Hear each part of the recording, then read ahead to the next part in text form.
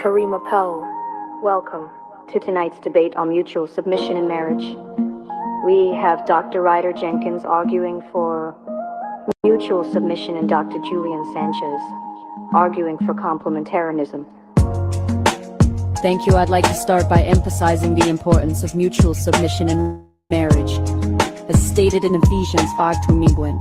Understand your point, Dr. Jenkins, but I believe Ephesians 5:22 clearly instructs wives to submit to their husbands. But doesn't the husband's selfless love and service as described in Ephesians 5:25-33 exemplify submission? That's confusing submission with service. Husbands serve their wives through loving leadership, not submission. How do you reconcile complementarianism with women's equal spiritual authority in Galatians 3:28?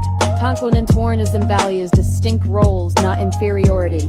Doesn't mutual submission blur lines of authority? Mutual submission redistributes authority. Isn't complementarianism vulnerable to patriarchal misinterpretation? Misapplication doesn't invalidate biblical principles. Now, let's move to our rapid fire Q&A segment. Career power and turn into already freedom with submission.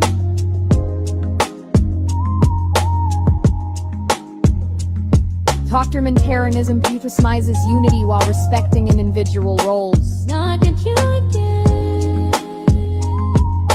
Doesn't mutual submission contradict biblical teaching on headship? Mutual submission redefines hetero healthy leadership. Now, let's move to our 3-minute closing statements. In conclusion, mutual submission promotes healthy, equal partnerships. Complementarianism provides a timeless framework for loving relationships. Judge decisions. Judge why ain't it ain't it.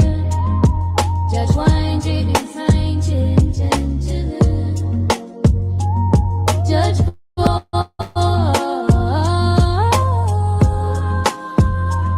judge it for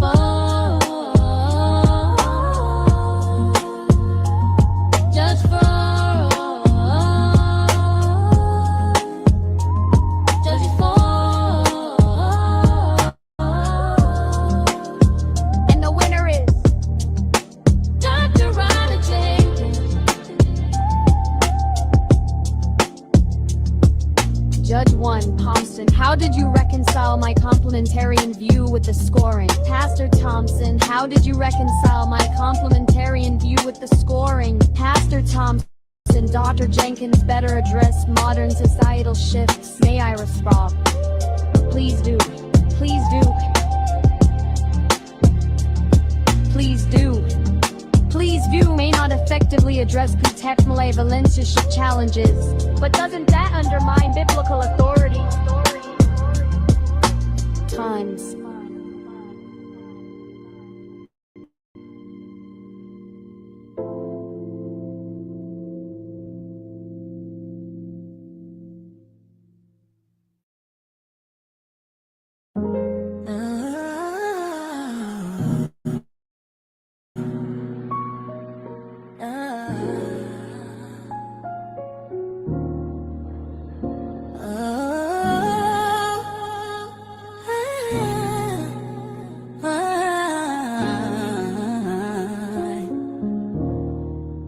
Karima Power. Welcome to tonight's debate on mutual submission in marriage. We have Dr. Ryder Jenkins arguing for mutual submission and Dr. Julian Sanchez arguing for complementarianism. Dr. Ryder Jenkins, thank you.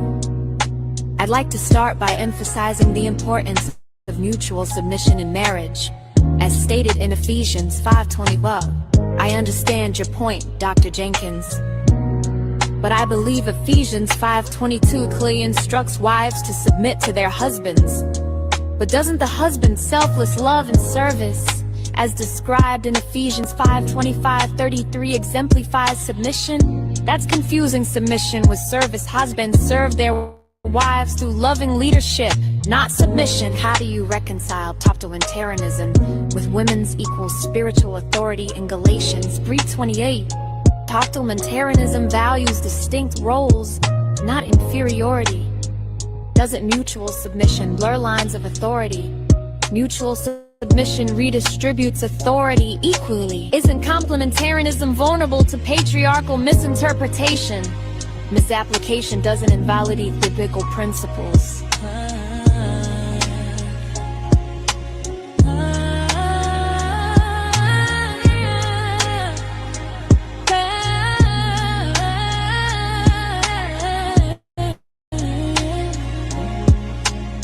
Now let's move to our rapid-fire Q&A segments. How do you balance individual freedom with submission? Complementarianism emphasizes unity while respecting individual roles. Doesn't mutual submission contradict biblical teaching on headship? Mutual submission redefines headship as servant leadership. Now let's move from our 3-minute closing statements. The conclusion. Mutual submission promotes healthy, equal partnerships. Complementarianism provides a timeless framework for loving relationships. Judge 1, Judge Jenkins, Dr. Sanchez 7.5, Judge Brother, Big Giant 8.5, Judge J is Dr. Jenkins, Judge 5, Dr. Jenkins, cream up on the ring.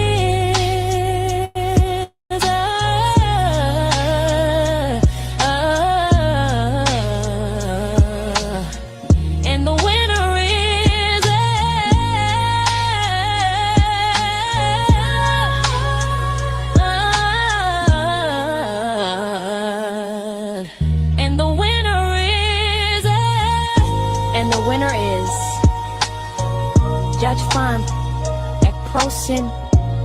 How did you reconcile my complementarian view with the scoring? Pastor Thompson, Dr. Jenkins better address modern societal shifts, man, wisdom. Please do. Please do may not effectively address contemporary relationship challenges. But doesn't that undermine biblical authority? Times.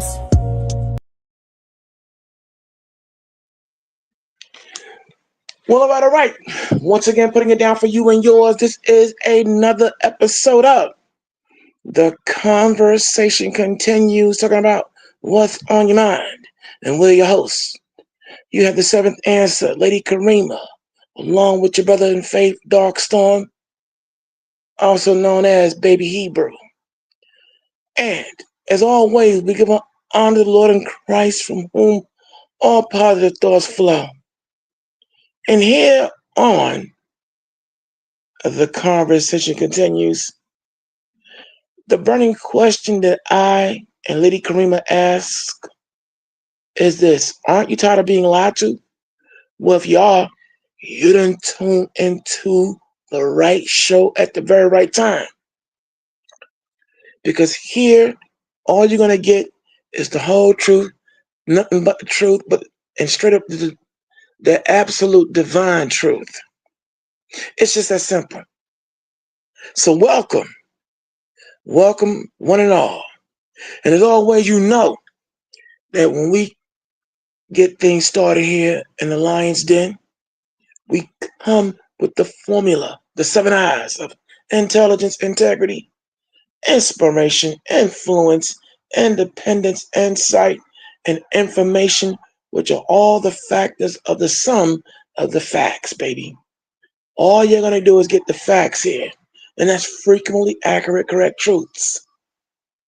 And of course, you know when you roll with the lion and lionesses, you're rolling with the pride, because we always come permanently ready and destroying evil, starting with our own, as we recognize it's better to be a diamond with a flaw than a perfect pebble, because at least with a diamond with a flaw is still valuable. You can chip away that flaw and get that perfection, versus that perfect pebble that's smooth and round, looks good, but as soon as you throw it up in the air and it hits the ground, it splits into a million pieces, just like fake people out here. You know the ones, they talk all smooth, they talk that good talk. When it comes to walking the walk and when it's time to have your back, they be the first ones to abandon you. And like I said, the seventh answer in I, we strive to be that moral man and moral woman. But every now and again, it's that human side that keeps getting in the freaking way. But still, we strive. That's the operative word. And as we continue on, you know that here in the Lion's Den, we're one of the many factions of the anti-coon movement. And what's a coon, y'all? You know what a coon is. That's that complete, obvious, obedient, yes, a boss nigga. We don't do that here. There are no handkerchief heads, no bedwenching, no buck, big black buck. There are no Sambos and porch monkeys. None of that. Why? Because we can't be bought, and more importantly, we won't be sold. And of course, this is the home of point counterpoint, which is also another way of saying debate. We may not always see eye to eye on certain things, but it's a good thing. That means we're thinking, and therefore, a little point counterpoint, a little jousting here and there keeps everybody on their toes, keeps the show honest, and it's always done in love on a each one, teach one, reach one mentality. And of course, we come with the biblical formula of Isaiah, the 41st chapter, verses 21 through 24, which tells us to be ready, willing, and able to prove produce our cause and bring forth our strong evidence. And of course, the second part of that formula is 1 Thessalonians, the 5th chapter of the Bible, at verse 21, which tells us to be ready, willing, and able to prove all things and hold fast to that which is good.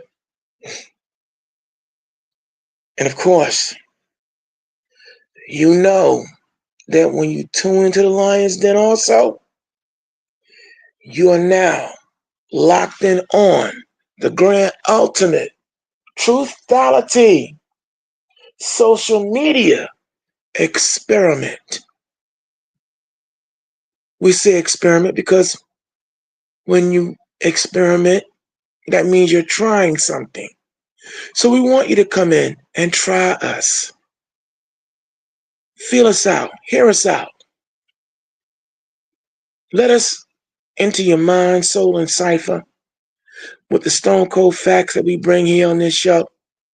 And when you leave, or when the show is over, you'll come to the conclusion, yeah, the Lion's Den is where you're supposed to be. You know why?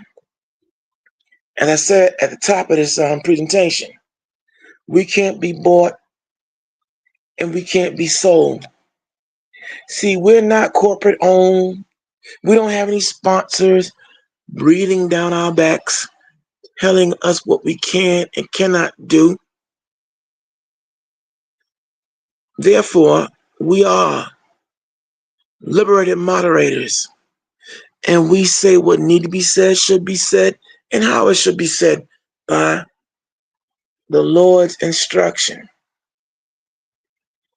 And that's how it's going to continue to be till the lights go out, if you know what I mean. And of course, you're getting hit with Virgo energy. That's right, we are. Analytical, spiritual, critical, political, but we always strive to never be hypocritical. And when you tune to the Lion's Den, I say this with all humility, but still, there's a great deal of pride that comes with this, but righteous pride, that from city to city and state to state without no foul-up, bleep, bloops, or blunders. Lady Karima, with this formula of the Lion's Den, is guaranteed to work miracles and wonders. In the spirit of Proverbs, 31st chapter, that breaks down the virtues of the grand ultimate in femininity.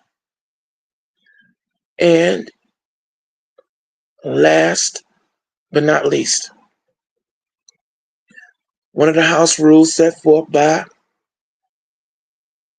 another one of our beautiful lionesses and family member, I Am Manna. Please be advised that when you enter the lion's den, you will wipe your feet, conduct yourself in an orderly manner, mind your manners, and enjoy yourself. Because if you get out of line at any given time, well, I guarantee you the seventh answer will swoop down on you and kick you up out of here. And that's right, break you down with a quickness, work you out like physical fitness, hit you with so many combinations, not even Jehovah will witness. And I hope you all are enjoying all of the original songs and productions that the seventh answer continues to bring you. She's talented in so many ways. I'm almost jealous. almost. But I play my position and I play my lane. And kudos to the sister as always. So tonight, we are still flying high. The conversation continues. We're still flying high and we're leveled out. That means this flight that we're always on there's no turbulence. Everything is smooth.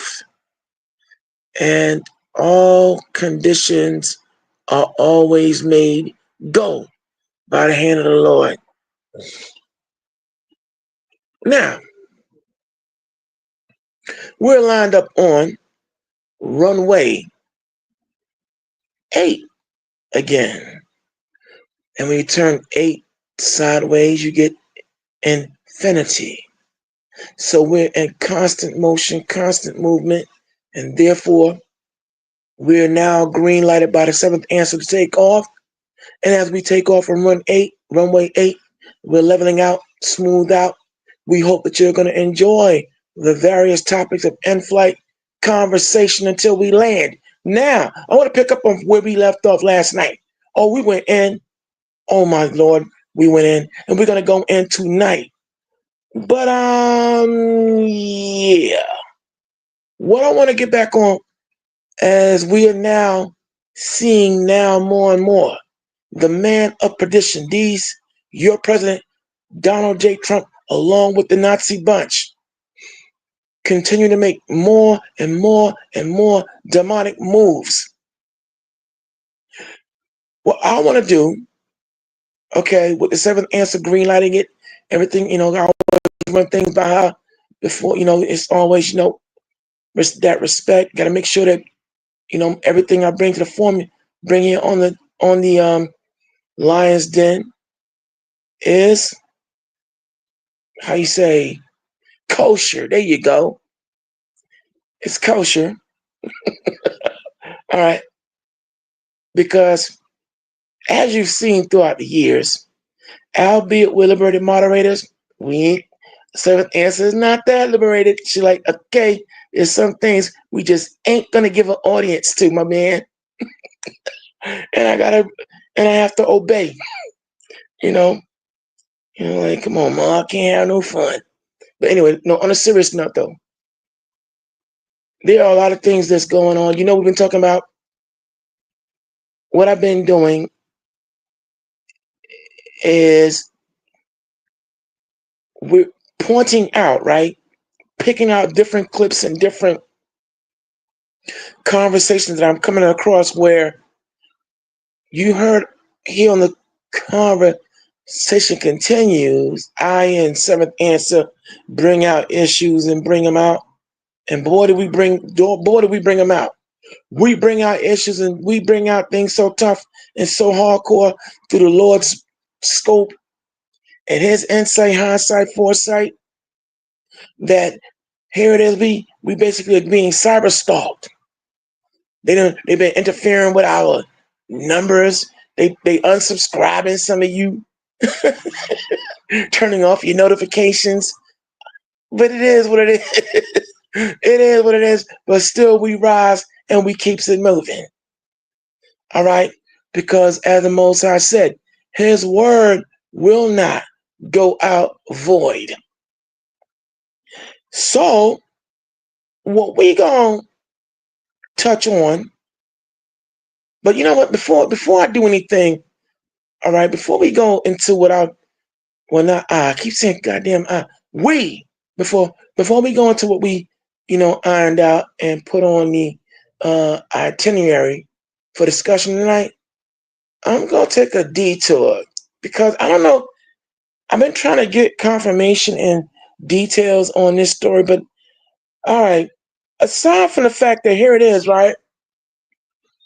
The DJT and the Nazi bunch are still blocking, looking to appeal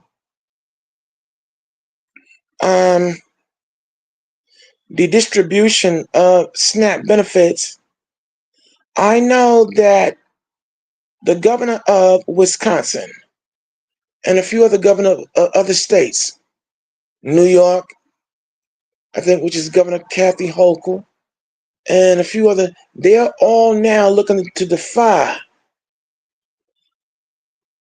Donald J. Trump, the Nazi bunch, and they're looking to appeal and try to keep these monies from being distributed, and they're still going to go ahead on and make a distribution of the monies to those who are SNAP recipients. I'm finding it very troubling. We showed you last night all types of other conversationalists out here. We talked about it here on the Lions Den, and now there are other voices out there talking about the same issues, but we just want to add depth to what we've already shown you. I am of the opinion that, like I said, I may be reaching. Okay. And I admit that what I'm about to say is purely speculative, keeping our 7I formula of integrity. But I said it yesterday evening, I'm going to say it tonight. Look, I'm of the opinion that the Don, J.D. Vance, and all the other Nazi bunch, well, the actual president of the United States, Bill Gates, and the actual vice president, Elon Musk, with Donald Trump and J.D. Vance as the figureheads, I believe they've taken that SNAP money and they spent it because they're doing way too freaking much with trying to appeal, trying to block, trying to blame the Democrats. Saying we want to hold on before we distribute any money because the Democrats are holding the process up. Come on, man. The red flags are just so obvious. I mean, after all, let's just do the math again. Let's tally up, y'all. 40 billion was given to Argentina. Now confirmed, estimated $9 billion was given to Ukraine. Not to mention all the X amount of billions of dollars going towards other projects and other, parties and all the other things that they're doing, gearing up for war in these streets here in America. So a big, huge amount of money has been given to ICE, baby. And of course, the preparations to go hit Venezuela, oil-rich Venezuela, and oil-rich Nigeria on some made-up, trumped-up charges. You know what? No pun intended. All that cost money. And so, with the cutting of the Medicaid, the Medicare, and all the other nifty programs that were helping a great many people here in America, needy, those who were on Social Security, retired, you name it. Everyone's getting pinched and hit. And that SNAP money, I believe it's gone. And even and the surplus money, the $6 billion that's supposed to be set aside for an emergency, I believe that money's gone too. These pirates have literally ripped off the economy and we the American people. And again, with the firing of all those IRS workers and all the other economists, well, who's going to order them? Who's going to do all the checks and balances? Now, I could be reaching, but it's just it's just too much energy they're putting into, and now allegedly there are threats being leveled against supermarkets or Walmarts and any other store that are looking to give people a break, slash prices, a discount of any kind. They're now being threatened with losing their EBT policies and permits and everything. Hold on.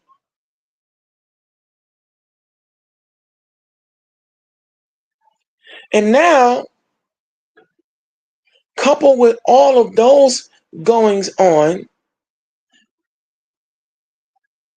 I in the seventh answer, we got wind of a developing story. I'm trying to get details on it.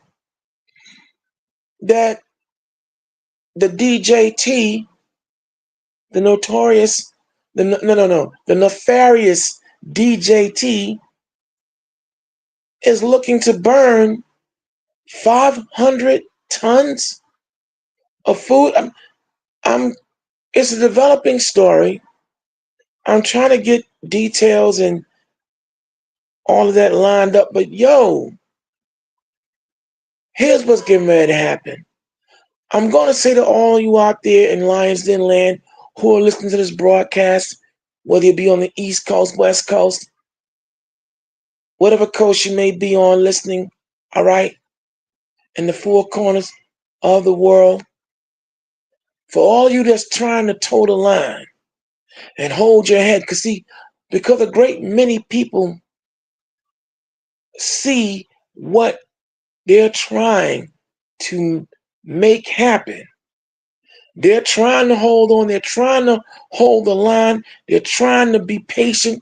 They're trying not to go berserk.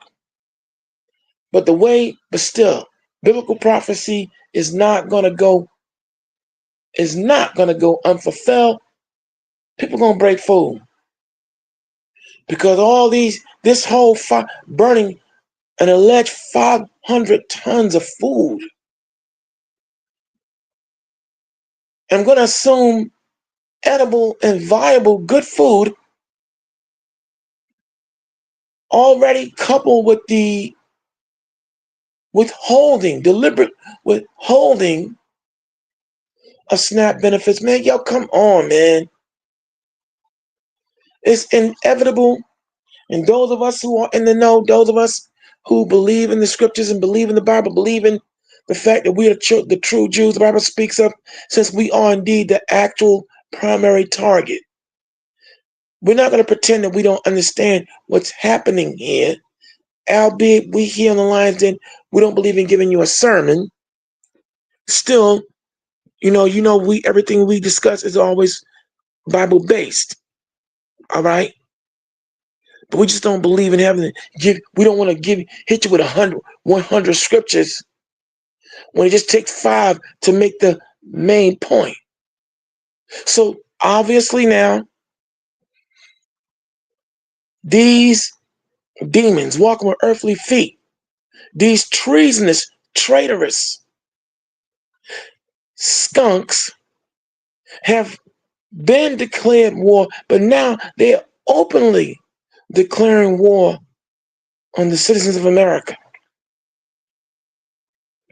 And for all our white listeners in particular, we know you're listening. For all you, my MAGAs, come on up, pull up. My MAGA, I mean, yo, how do you feel right about now? See, that's your monster. Those are your monsters. We do have indeed, in these last number of years, a host of psychopaths, sociopaths, and unconscionable, rancorous, again, monsters walking with earthly feet, and they are not hiding it any longer. Because what do you call someone who wants to withhold money that was actually available and don't want to feed people just because of a witch hunt or political wars or just being a mean old bastard? I'm just gonna say it like that. Just being mean. And we supposed to take that? No, that's not gonna happen.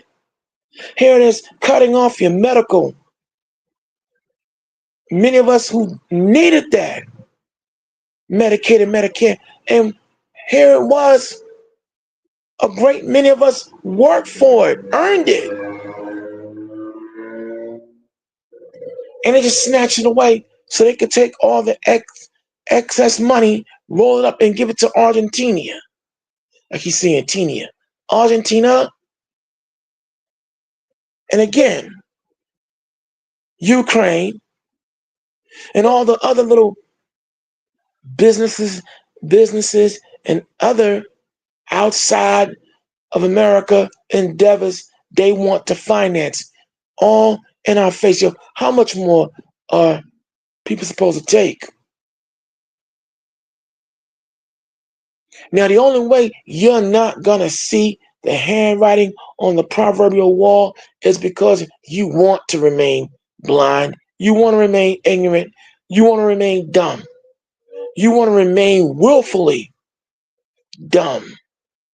It's not even, I can't even say ignorant because the word ignorant comes from the root word to ignore.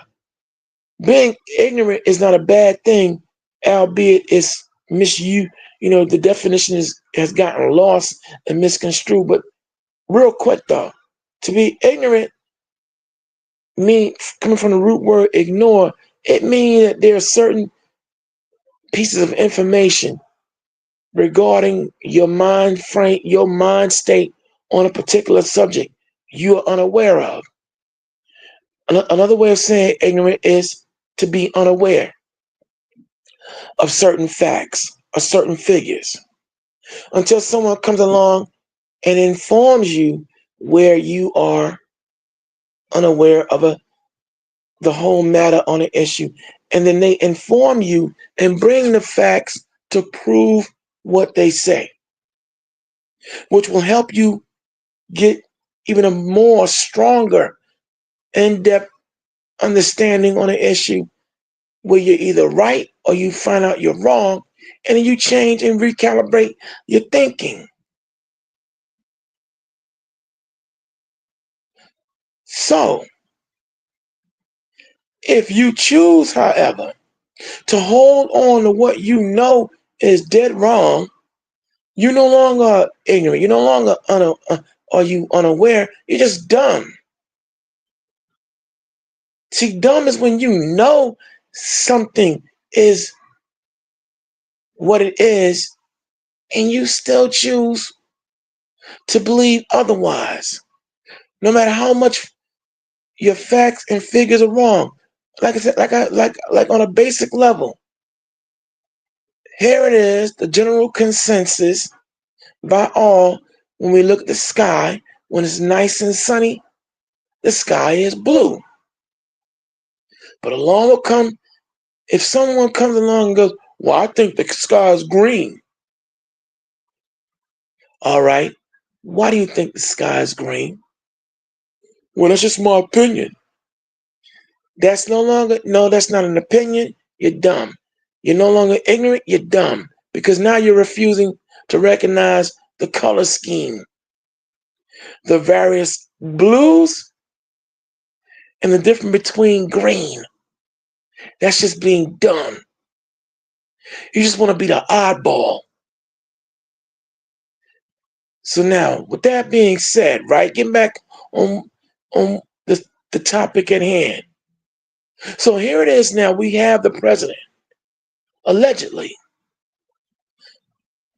putting forth an executive order to burn 500, they say 500 metric tons of food.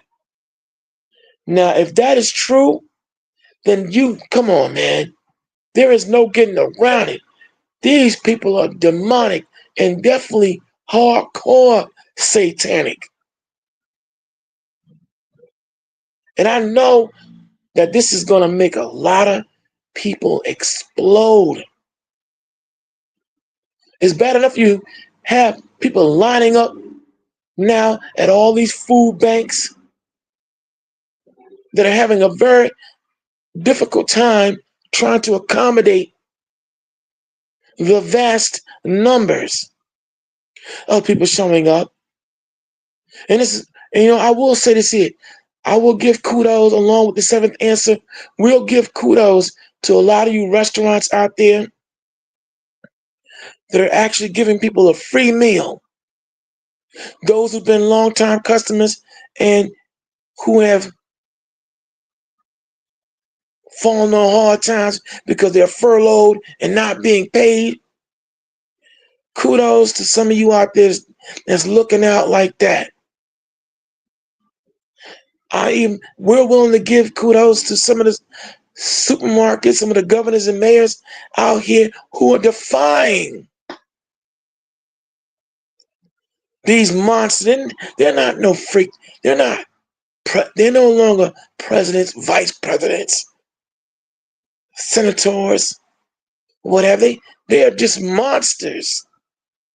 Defying them and looking out and feeding the people. And a special kudos to my people, especially brothers and sisters out there lining up to help and feed the people. No, there may be some looting here and there, but we're the ones out there holding the line greater. And kudos to them as well. There's no doubt in my mind that we are in the end times. And there's no other way this is going to end but except in an explosive, all-out battle and warfare. All this money being given to all these malicious military and all these, to the military or made-up military, to ICE in particular, to the National Guard, who are now being held hostage and being given orders to attack American citizens. And now you have those who are mindless robots following orders, and then there are those who are sedition, who are right now, as we do this broadcast, in the midst of sedition, just as the Bible said it would be. But all we're here to do is just talk about it and lay things out to you. All right? If you are able to hear this broadcast, like I said, we understand that right about now. We have our cyber stalkers interfering, claiming they're not interfering, but we know you are. Okay, but it's cool. It really is cool. because you're only going to make it worse for yourself as the good Lord sees all these things you're doing. But no matter what you do, no matter what angles you take, you cannot stifle the voice and the voices of divine truth. You just can't. And we're going to keep this engine and machine going. I don't care if it's just 20 listeners. If it's a quality 20 that are receiving these communications that I and the seventh answer bring, then that quality 20 will pass this on, and it'll continue to grow bit by bit, piece by piece. But all I'm saying is right about now, to I don't know why the government, you know what? I do know why. To release a story like that, 500 metric tons of food that they're ordering to be burned. Man, that's akin to when you put it in visualization. Here it is, people are hungry, and along comes some sons of guns. You have hamburger, steak, if you're vegan, all kinds of vegan goodies, spreading it all out. You have your healthy salads and all kinds of other fruits and vegetables. And it's right there. It's right in arm's reach. And it's enough for everyone. And they're keeping you at bay with guns and whatever else. And then they toss kerosene or some other fire accelerant onto the food and then torch it right in front of you. And then laugh while you're hungry. Man, this is where we're at in this supposed land of the free and home of the brave. If you don't want to see that we're now in the land of the freaks and criminally depraved, that's your right. That is not a problem.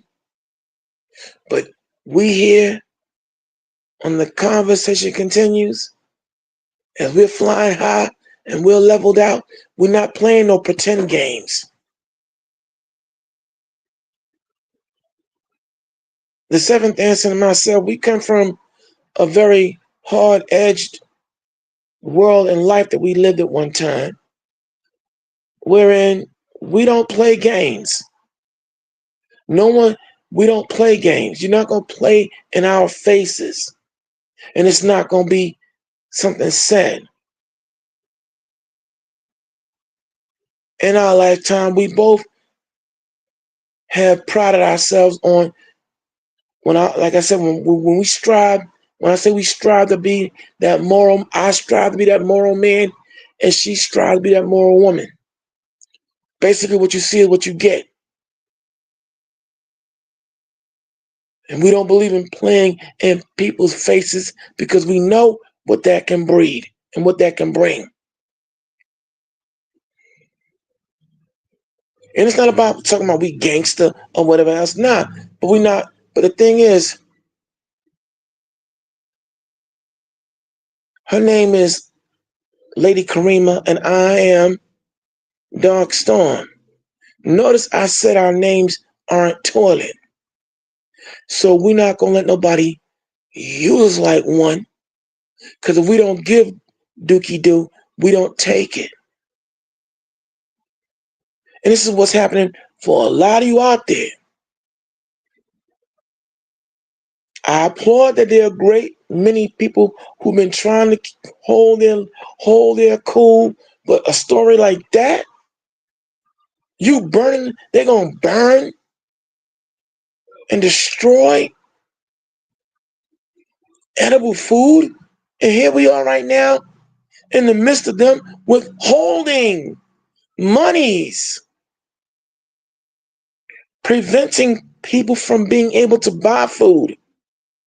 And they've reduced themselves to standing on these bread lines, basically. And we're not in a recession. This ain't nothing but a depression. Call it what it is, y'all. And here it is. They playing in your face. They're playing in our faces, basically saying what y'all gonna do. Hey, that is just God awful. But again, biblical prophecy said it was going to be this way. Wars, rumors of wars, famines, pestilences. But in this case, though, it's one thing. Let's say if the Lord, if you, for those of us who are Bible believers, it's one thing. Let's say the Lord just decided to keep rain from coming down, or he sends a plague of locusts or whatever else to knock out a crop or crops, or just dry it out. That's one thing. But to have some kooks and crazies, men and women in league with one another, trying to play God on earth, withholding the world's wealth and resources and not distributing them fairly and justly, unless you bow to their will, basically. Man, okay, that means you begging. That's someone who's begging to get their behinds beat. And don't get it twisted. We are very superfluous with our words, meaning that we think before we speak. That's also one of the preambles of the conversation continues. The lion's den. We believe and uphold the privilege of freedom of speech, but we are strong advocates of responsible speech. And the number one rule, law, principle, whatever adjective you want to use to describe the art of thinking before you speak, that is what we strongly advocate here. Freedom of speech, but responsible speech, and think before you speak. And with that being said, I'm going to say it again. The way they operate now here, they are begging to get their behinds beat. But now, we're going to get back on topic and see now, again, this white supremacy doctrine, this is what they want to be gods on earth. So why are all these white men so out of wrinkle? Why are they so rankled? Why are they so angry? Why are they lashing out? Picking up from what we discussed last night.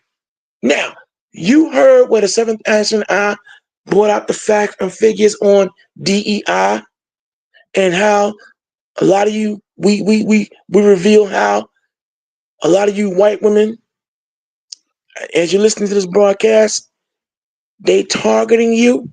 Well, let's see why Donald J. Trump, Bill Gates, and Elon Musk, and all these other white men who feel some kind of way, and now they want to flex their muscles and prove their superiority, are so up in arms. As we point out and bring out other conversationalists who are confirming what we told you all was happening on previous episodes of the conversation continues. Listen to what white women are saying about white men, y'all. Listen carefully. Fair use, fair use. And the reason I keep saying, you hear me always saying fair use, is shout out to A&E who blocked us because we use their information better than them under fair use. Go figure. Run the video, Karima. Let's go.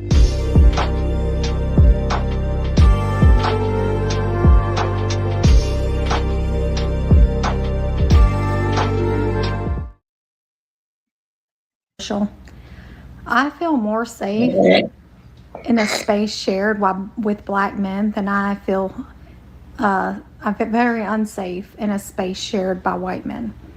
Now, before y'all get your panties in a wad and get all pissed off about this, when I am surrounded by a bunch of white men, I'm constantly looking around.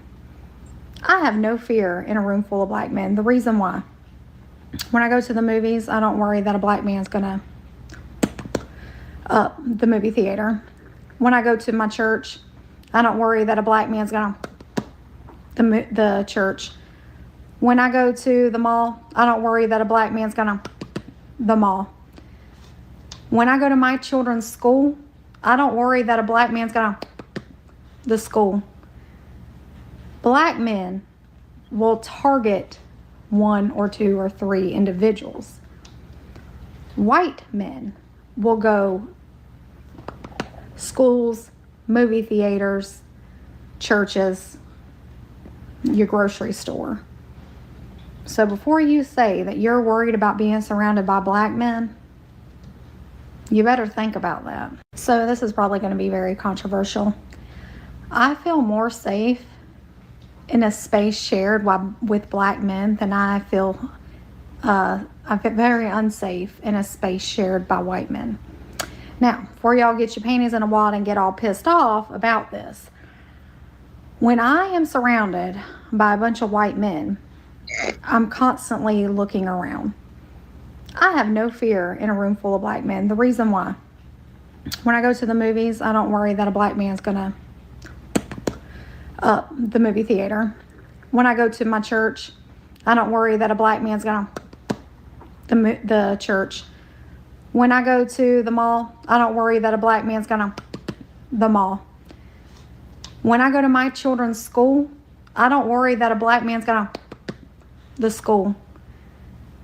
Black men will target one or two or three individuals. White men will go schools, movie theaters, churches, your grocery store.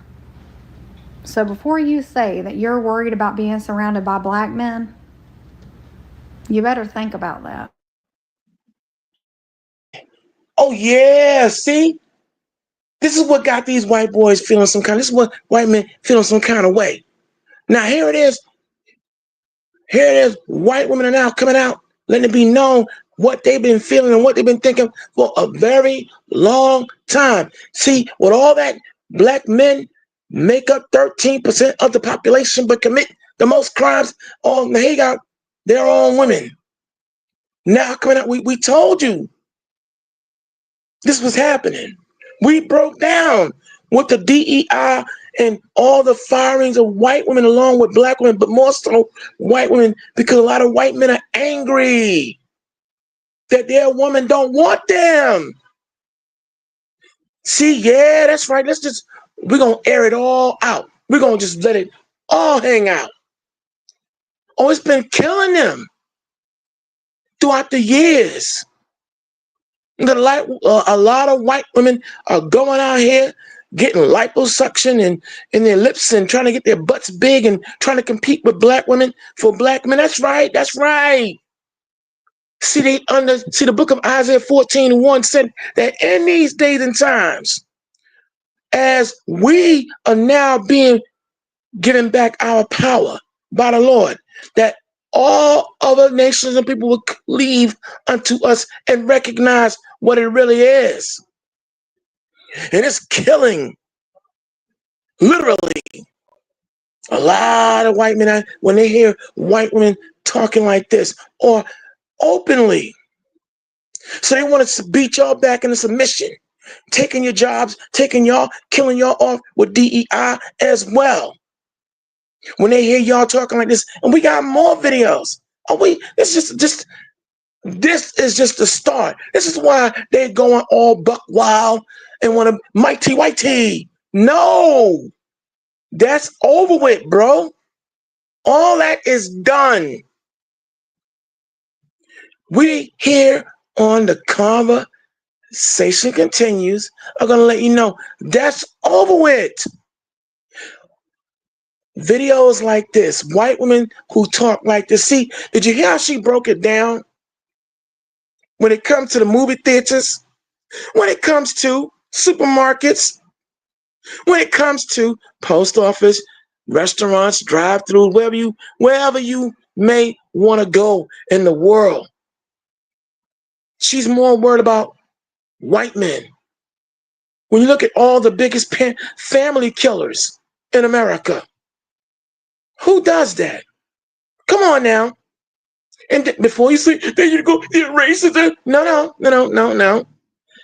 The same FBI and CIA statistics that you love quoting so much or misquoting and cherry picking, we bring out the whole truth.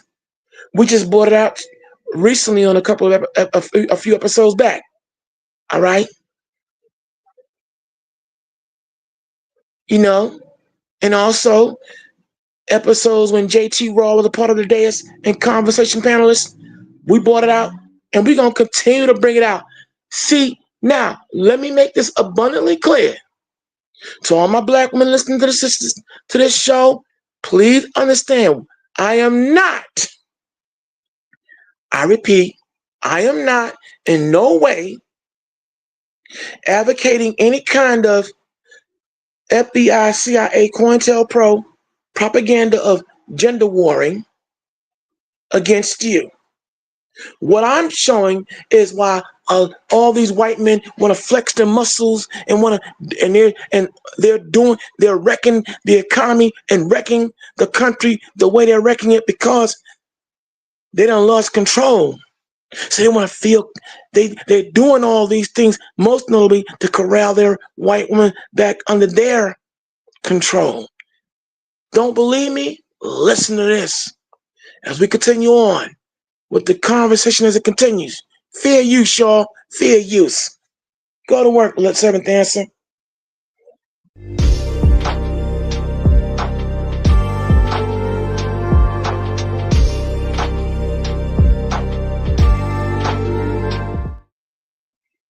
Slavery. Yet today it's become a global trend. White women are still drawn to black men, and they're not hiding it anymore. From Hollywood stars to everyday life, we see more interracial couples. And yes, more mixed race kids than ever before, but this isn't new. Back on plantations, white women would secretly choose black men, sometimes even forcing them. Society tried to punish them, even killing black men for it. Think Emmett Till. So why is this obsession still here? Some say it's about admiration, strength, resilience, culture. Others think it's rebellion against a racist system that once told them it was forbidden. Whatever the reason, this history matters. What do you think?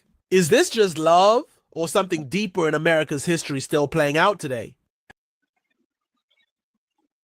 Oh, it's deep. I'm going to tell you how deep it is. See, it goes beyond the traditional fetish type of energy. No, see, how about this? In our right environment, in our correct mind frame and stature, it's about how we operate. Our stature, our personality. Okay? Here it is. When we are in our right, even look, even in our lowest state of being. And this is a conversation that I had with JT Raw behind the scenes. He pointed out the fact that here it is, yet in our lowest state, who sets the trends all throughout this world? Who does everyone gravitate to? Science, in the area of science, music and arts, development, everything. Black men, that's right. Yeah, and here it is now. Although there was indeed a gender war set forth by the United States government under COINTELPRO, the counterintelligence program, all right, pitting black men against black women and black women against black men. What we're showing you is how a lot of white women been sneaking up behind the back door trying to get with Pookie, Ray Ray, or whoever, any black men they can get their hands on. And they see the judgment on the wall and they don't feel safe among their own white men. And you can ask Sade Robinson about that. You can ask Miss Anastasia Lewis about that, and other black women being killed by their white lovers. Yeah. Or we gonna go and we not sparing no feelings. We don't care who don't like it, because here it is. When all these lies have been taught about black men and how we give it up or we're not giving it up in this country, nobody said nothing until now. But now we saying it, and we gonna say it loud and proud. Run the video, Seventh Answer, and listen carefully, y'all.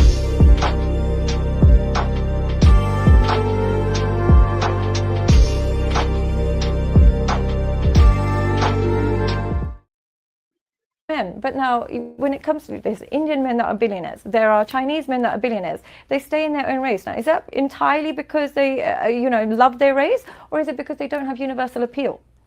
So the fact that black men are dating outside of their race, it's not because they love other races. I actually think they like black women more than anything. Yeah. It's just that other women flock to them, men. But now, when it comes to this, Indian men that are billionaires, there are Chinese men that are billionaires. They stay in their own race. Now, is that entirely because they, love their race, or is it because they don't have universal appeal? So the fact that black men are dating outside of their race, it's not because they love other races. I actually think they like black. Yeah. See, one thing about them, they have an understanding. See, they studied us to a science. You heard what she said? I don't agree with her, but go ahead. I don't agree with her. They love white women too, so she full of shit. Well, you think that black men love white women? Fuck yeah. Uh-oh. Whoa. We know that. That ain't. Please, we got people that. Yeah, the one guy that got on the internet talking crazy about black women, and then the white women end up killing them. It happened multiple times, but we're not gonna sit there and act like this white woman is telling the truth, because she's not. We know that black men love white women, and Asians. Okay, but love white women. We know that they fetish is white women, so let's stop. No, but I'm saying something. We're not talking about the coon aspect of this. We're talking about. You heard what she said. I'm not talking about just the coon. That's just a name, a term that y'all give people. But I'm talking about a majority of these. Black men take white women. They do. Like, let's be real. And then talk down on their own sisters. But that's just it. That's the coon set. We're not talking about swirlers and everything else who do that. We're talking about in the area of, right? It's because what they prefer. Go ahead. It's what they prefer, and some of them is due to trauma or whatever. But it's multiple reasons. That's just your reason. But there's multiple reasons why they prefer to date outside their race. Let's not go there. I already showed statistic on that one. All right. Okay.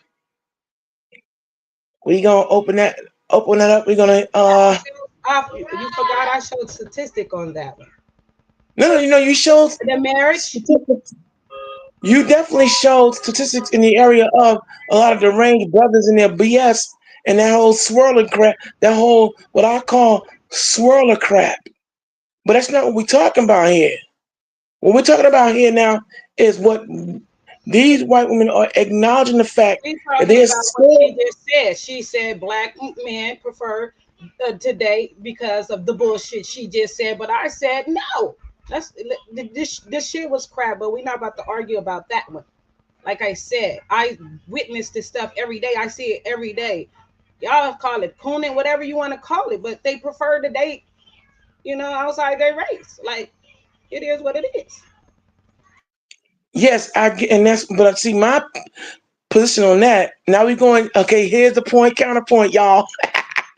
But seventh answer, we talking about is a difference between, right, those who have fell into that whole gender war crap and allowed.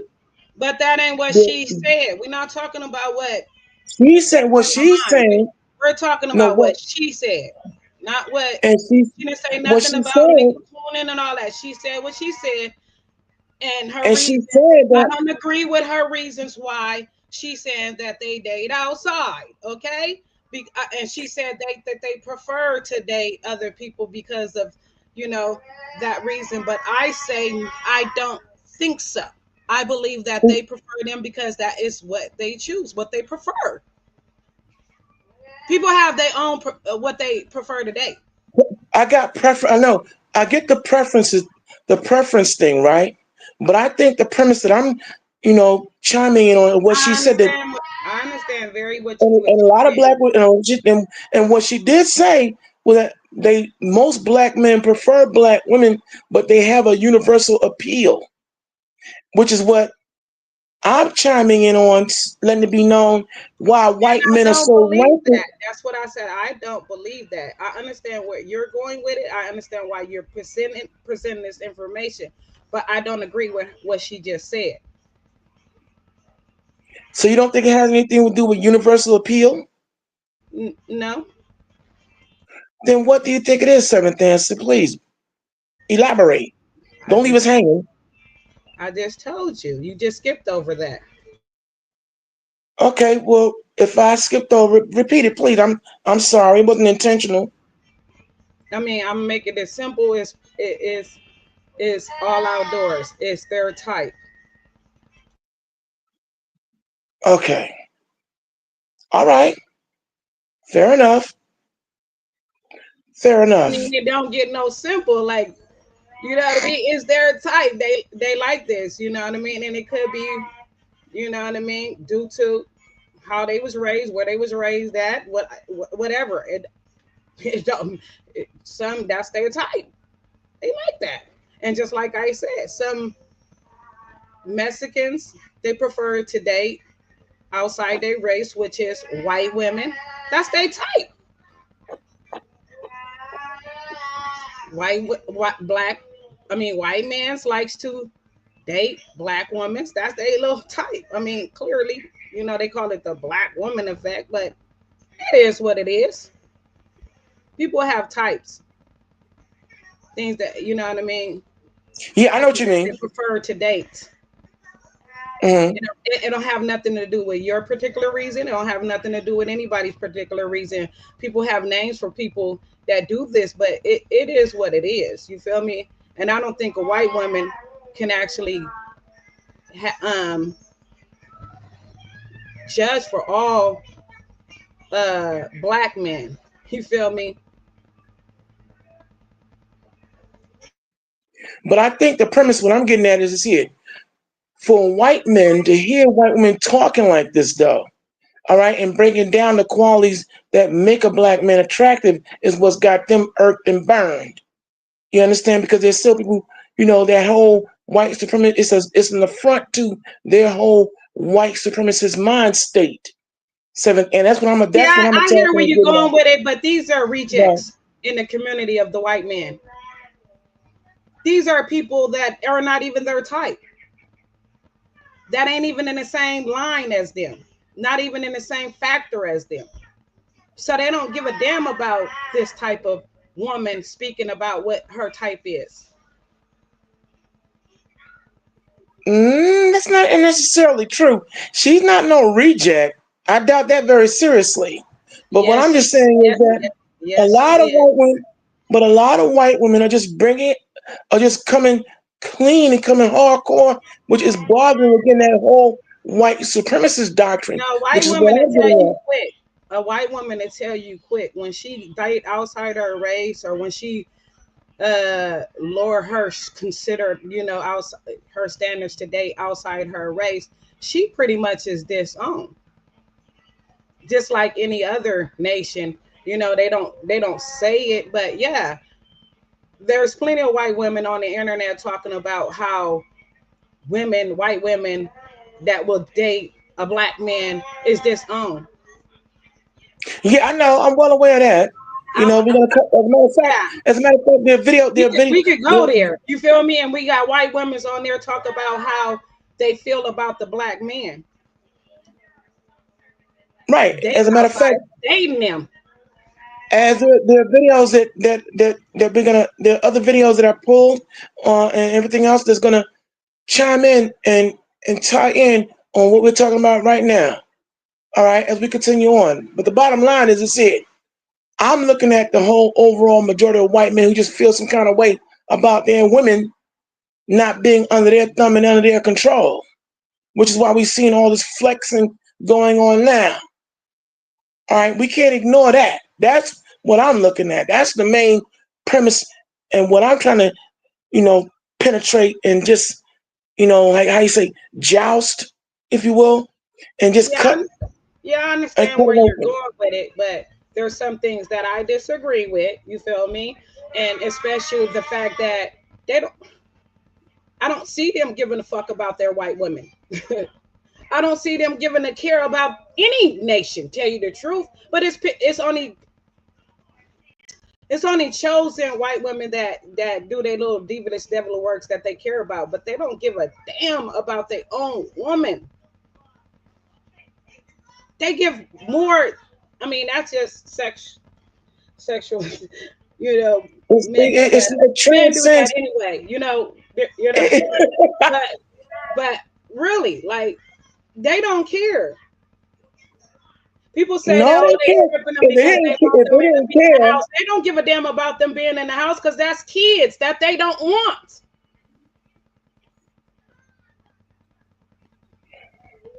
They do more abandon than actually black people do when it comes to uh, yeah, their that's kids. true too.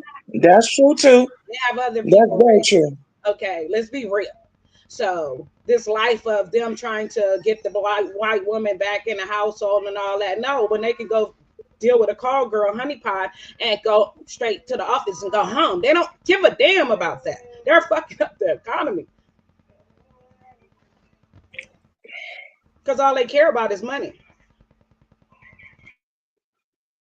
Well, the money, but more so the power. But the money is part of that. But let's continue on. Let's iron it out and let's see other videos and everything that I pulled, and let's just see where it leads. Seventh answer. Because the bottom line is, like I said, they do care. Believe me, believe when I tell you. All right, They it's don't, one they thing. don't, they don't give a damn about these white women. They don't. They don't. They don't. They don't care about anybody. They don't even care about their own little family. It's all fake and false. Well, with But the way they murdering this, I kind of, no, I have to agree with you on that one. I That mean, I I agree wanted to with. say that, but I don't want to go into that. But it's really, I can really go into that, but I don't want to say that on here because I started to say that, but I don't want to start with the none of that, okay? Because I don't want to get strike, but I can get Yeah, ugly yeah, talking I to got their you. own people, I they got own you. women. Let's be real. Let's not sugarcoat things. But I know we trying to paint a picture of, you know what I mean, why these people are going crazy. I don't I believe that they're in a pocket of other nations. That's why they're going crazy. I don't believe it have anything to do with the white woman, but I believe that the white woman is out of line. She been out of line. She's getting out of line, and she act like she's attention seeking. I don't agree with anything that the white woman says when it comes to the internet, because that same white woman to go back home and disrespect the black man real quick and call him exactly what her forefathers let's not go there. No, I mean, look, there are other mitigating factors which I'm not ignoring, and I'm glad you are honing it out, shoring it up, and everything else. But I'm just saying, in the area of control, they're losing control. Like you just said, the whole issue of them being in the pockets of other nations right about now. That's the factor of their losing control. Their crash out. I mean, look how many senators, we just did a video of all them senators getting paid just to have somebody sitting next to them. We cannot overlook that. You know what I mean? We can't overlook that they're getting paid to babysit another nation. Each one of them. Lots of money. So you wondering why they throwing this economy crazy and stealing money? They have to pay these people. They're not. Israel is getting money from us. They have to pay them. But here it is, they paying people to sit in their office. Right. Spy and watch and monitor and tell them what to do. Like it's bigger than a white woman. That's why I want to roll with your thing, but I believe that they're in the pockets of these different nations, like literally in the pocket of these different nations. That's why they don't care about this nation. Money. Okay? Money is in their pocket. So they're doing whatever that they get paid for. And that's one of the many factors. But again, everything that they can, when they're in the area of control, they're losing control on all levels. So I'm just hitting you with one factor, their own woman, and the way they're talking about them now. There were years ago, you didn't find a lot of white women talking the way they're talking now about white men, the way they're talking about them now. So I'm just pointing out one of the many factors. Well, There's one new they're putting prostitutes in the office. Let's keep it real. They're married to call girls. They don't give it. But quality is what they're missing. No matter what quality, the quality is one thing. But it's the quality. They don't care about none of this. Yeah. If they didn't care, Seventh Answer, then they wouldn't be lashing out the way they're lashing out. And if you they're lashing out the way they're lashing out because they're trying to stop the money. And once they start realizing that some of the money has been in went to certain places, and they start figuring out because they thought they had a hold on that. But once they realize just why the reason why they're trying to fight the court, let's get real. The reason why they're trying to fight the court is because they're trying to distribute that money the way they was trying to distribute. So therefore, they're trying to stop them giving up the money, because remember when Elon came up in there to clear out fraud, that was them replacing the money. Here's the thing, they're talking about giving people $2,000 for for the funds that they collected. This is just speculation because I just heard that Donald Trump's supposed to be giving $2,000 for the money. What, that stimulus? You talking about that stimulus thing? Yeah. For whatever, the money that they had found in, But my thing is, that's just some bull. Listen to what I'm saying. Argentina, they gave up. Where you think they getting this money from? Okay, they cut all these programs, took this money, and they handing all this money, and now they're trying to find other ways to take and cut and stop so they can give other monies to these foreign countries, which is the enemy. You know what I mean? But here it is. They're destroying the economy because they have Israel. They have countries that don't give a damn about us. So if they have somebody in the inside destroying it, hey. Agreed.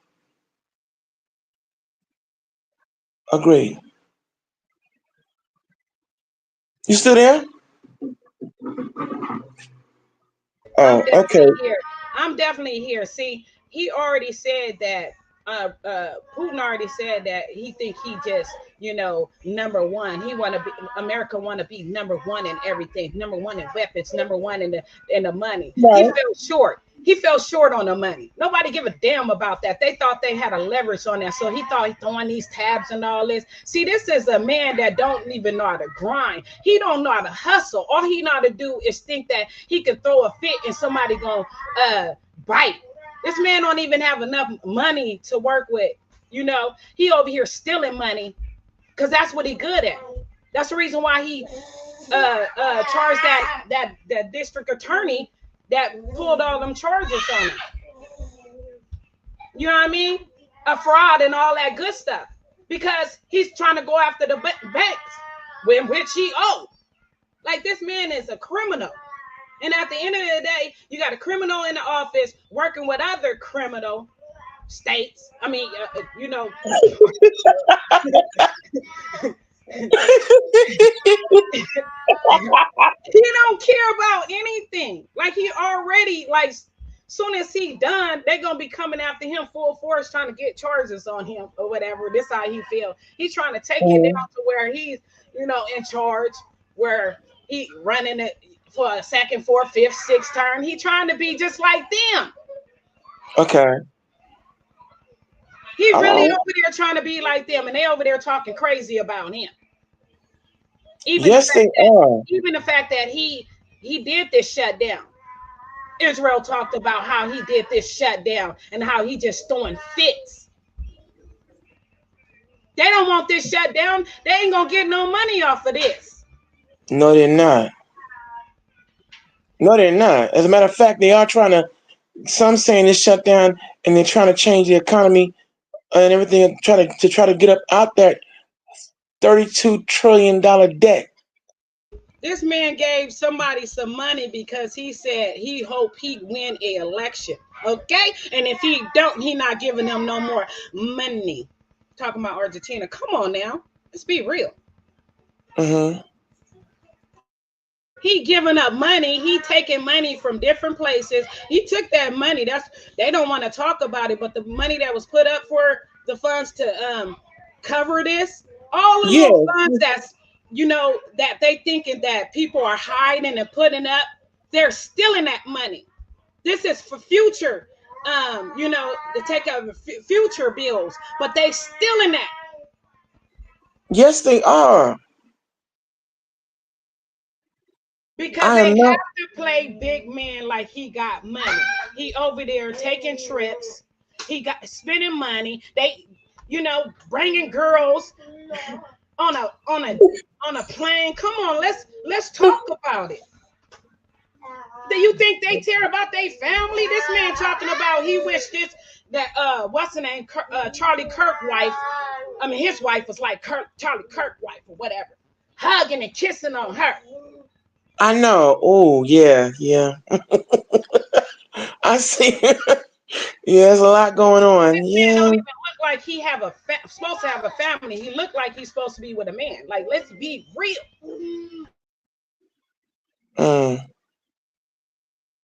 They don't care about these women.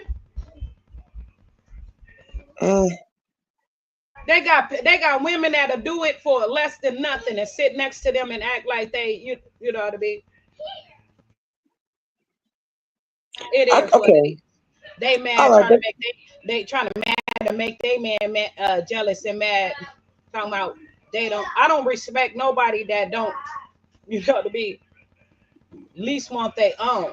Like that video that I'm not about to show them, two little young ass women talking about the reason why they date black women. Nobody give a damn about what you prefer. Okay. I want to know, you know what I mean? Just like the other woman, she had a real reason. They're murderers. But here it is, these other women talking about their type. That's the reason why I said that, because it was type. Oh, that's right. But seventh answer. The thing is, right? All these are different factors that I don't want to have to go ignored. That has a lot of, and let's say from the big wig to the not so big wig white men were rankled. See that this is where I'm coming from and showing why a lot of things, brothers being I see your ankle. I see where you're going, but some people are and again, if it's biblical, and if we're talking about biblical prophecy, and the Lord said it was going to be this way, Let's show everything and leave it to the people to decide what's viable or what isn't viable. Let it rock. That Yeah, don't. We shouldn't censor. we got plenty other videos, you feel me, to push. But I don't want to push something just because a song video and somebody said I date with black people because they my type. What is that explaining? As the video goes off, what is that explaining? Do you understand what I'm saying? That's not explaining anything besides Or it's two young explaining. women talking about that's their type. Do you understand what I'm saying? Right, but I think here's what it's explaining. It's explaining the rage and the temperament of a lot of white men coming for black men the way they're coming for them. I wish That's they would what it's explain that. explaining. I wish See they what would it is? explain that, but it's only a few second video of them pointing saying that's are they because that's my And I type. get that, but see, that's where I'll come in and break it down and add more depth and context to it. As it's a point that I'm showing and breaking down that all connects. That don't connect to anything, and that's the reason why I say some of them it's just types. We can't use that's my type to say that's but we could play the video. But I'm saying certain videos when people saying my type and don't elaborate on a real reason, you feel me, we're not giving them. I don't want to give people airtime because that's their type. Vice versa, whether it's But a black woman talking about that's my type. Like we have plenty of that. You know what I mean? And that's what I say when I said they type. I broke it down simple and said that's they type, and we're not trying to give too much consideration that, you know what I mean, they just talking out their side of the mouth and talking about what all right, then. we understand that people have types. I don't knock that. But if you're talking about something very important like the first woman just did, you know what I mean? All right. She gave real reasons. We have two young women, schoolgirls, talking about their type. All right, so seventh answer. These not even grown women. There's two children talk about their type. So all right, so seventh answer. We'll take that. We'll take it up the table and let's rock with the one of the Bible. Yeah, that's why I say some people. All right. We don't want to make us look bad. Like, come on, yeah. Okay, We need more Mom. information. Tell me why? Because they angry. They mad because they come home. They work too much. Tell me something. Don't do no little girls little hand gestures to talk about that's my type. All right, touche. All right, touche. So you see that, y'all? Point, counterpoint, in love. Each one reach one, teach one. Let's go to work, seventh answer. Now I hope y'all enjoying this conversation and everything else out there in Lions Den land. This is what we do. All right, let's go to work, seventh answer.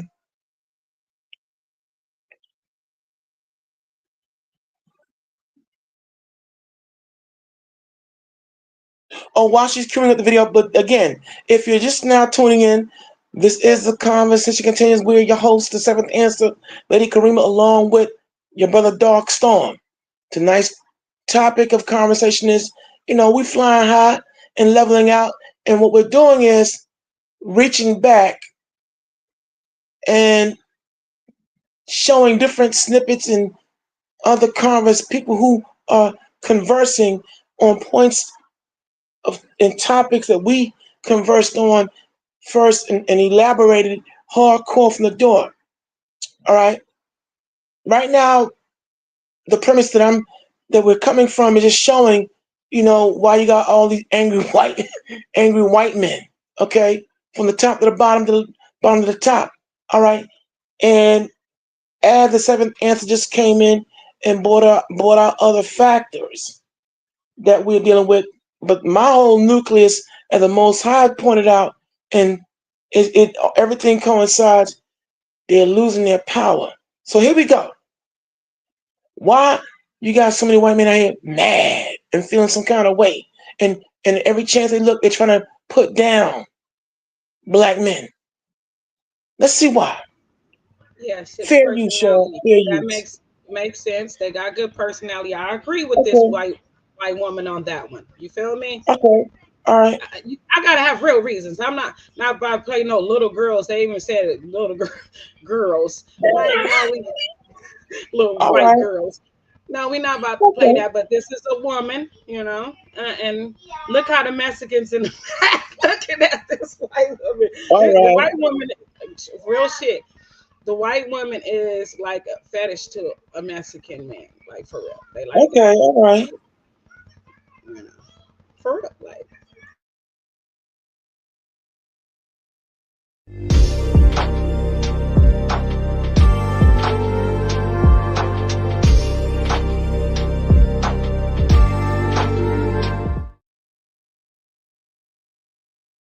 If we're talking about like personality, Personality. yeah, most people go for girls go for personality always. What was your last guy like? Black How come it wasn't a white guy? personality. If we're talking about like personality, Personality. yeah, most people go.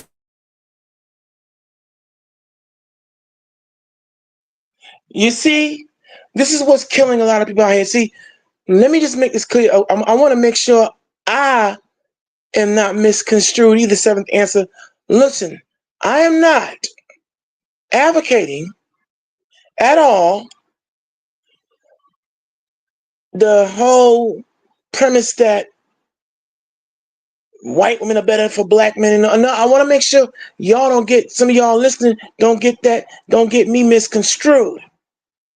Okay, because I am not at all buying into the whole gender war of black men being pitted against black women and black women being pitted against black men that has been put into effect by this system of governance under the counterintelligence program. What I am showing and what seventh answer is fleshing out and making sure that we don't, bring in anything that ain't kosher, as she is indeed the FAA director. All right. What we're pointing out now is why you have a lot of rankled white men out here and some of these young white boys going off, the Timothy McVeighs, the Dylan Roofs, and all these other, kooks and crazies out here blasting out and going off. While you have a lot of so-called white men in law enforcement shooting down and gunning down unarmed black men. Just keep it 1,000. When they hear stuff like this, our personality, see, despite what the world says about us, all right, we are loving, we are affected, and again, in our right mind and in our right overall spirit, we're loving, we are affectionate, we're the go-to man. And also I want to point out to you that 80%, 88% of black men and women are married in this country. Just making sure you understand, I am not at all advocating that white women are better for black men. I'm not. I don't want that being said here. Okay. I know damn well you not. Go I'm gonna tell you what is the cause of the white man going crazy. Okay. ahead. The cause of the white man going crazy is education, finance. No, how so? How so? Real shit, I'm telling you. Education. All right. Because where do they commit majority of the crimes at? When they taking out people? The schools, right? The schools, you're right. Finance. When they go in finance and they boss then got them going crazy, working them and not paying them. Who they take it out? The public, family, and the rest. Okay, finance and religion. Where churches. So when you talk about these mass shootings, okay, of unaliving and the places that they pick, what is their problem? Even though they're targeting people, they're targeting specific buildings, right? So just like she said, you know what I mean? even movie theaters. You know what I mean? Most people that are in some type of church or whatever, they meet up at certain places. You see what I'm saying? Even like restaurants or things of that nature. But schools are one of the main problems they come. I mean, one of the main places that they come and take out their frustration. Churches, take out their frustration. You know what I mean? But they have problems with this because when you hear about why did they do this, you know what I mean? Listen to what they say. You know what I mean? And then the young ones, the little young ones, you know what I mean? They learning from their father at home getting upset because things are not going good at work. So he's taking it out on, his family or whatever the cause of maybe. There's anger going on, you know what I mean? And when he goes to school, somebody bullying him. They ain't even paying attention. They don't care. They telling Billy to solve it by itself. You know what I mean? Because they too busy living their life for the boss. Okay. Majority of them, they come home, they go to work and just come straight home and ain't really dealing with their kids. The kids are raising themselves. So here it is. They have access to these weapons that they have. They know exactly where it's hidden at. They have enough time. You know what I mean? They're not notifying the schools. They're not having conference with the schools because they're too busy going back and forth to work. So they're creating a whole monster, you know what I mean, at school, education, you know what I mean? Because the teachers are not, paying Billy no attention, and he's getting bullied and he have anger issues and all this good stuff. And then most of these people that goes to these churches, they have issues with, you know what I mean, what scripture says, or probably what their pastor said, or you know what I mean, or probably a past experience or whatever, you know what I mean. But the issues be with churches and schools and office. There's 3 places that cause stress and unalignment. Gotcha. So majority of them white men are right there. They're getting sick or tired of most of them been the military, they done served their country. They didn't give 2 freaks about them, and then they go to work and their job is just as worse as the constructor. You know what I mean? Like, and they ain't giving nothing. They got to make all these, hours in. Here they is, got to pay for health insurance, everything coming out the pocket. They will murder everybody, including Karima. You know what? Yo, you just how many, I don't know if any of you, but as you were talking, Karima, the 1993 Michael Douglas classic Falling Down. Oh, you remember that movie? Yeah, William Foster. Yeah, I liked that movie. Yeah, you just laid out. Yeah, because that's exactly a example right there.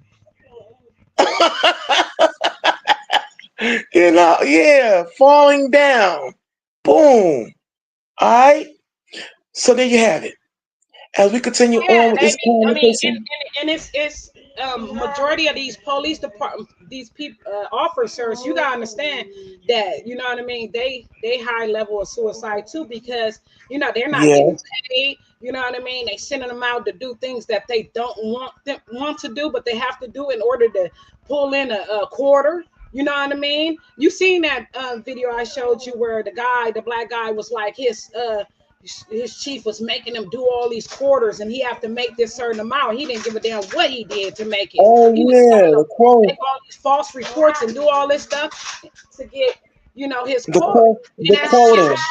And that was stressful. You know what I mean? So you just imagine you have people that have to answer to people and have to pull this quarter.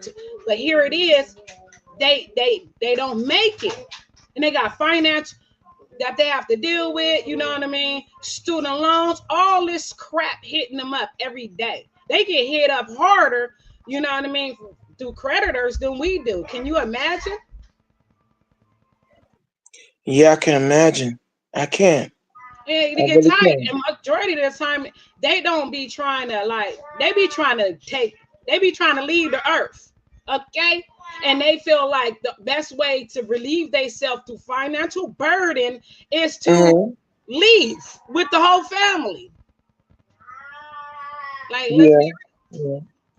That's they don't true. they don't care about anything. And then you have a stressful woman that's telling you, this bill, and she's shopping and she's doing all this other type of stuff, and it's like, the burden. That's the reason why they go outside of the relationship, because you know what I mean. They felt needed.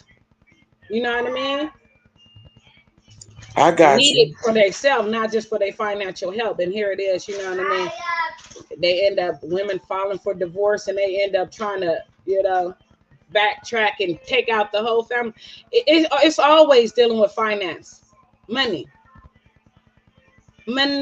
That's their big issue. They don't care about anything else besides money. They have to have a certain a level of savings, else they're going to be feeling like, you know what I mean, leaving this earth. Yeah, in the area of provision and everything, I get it.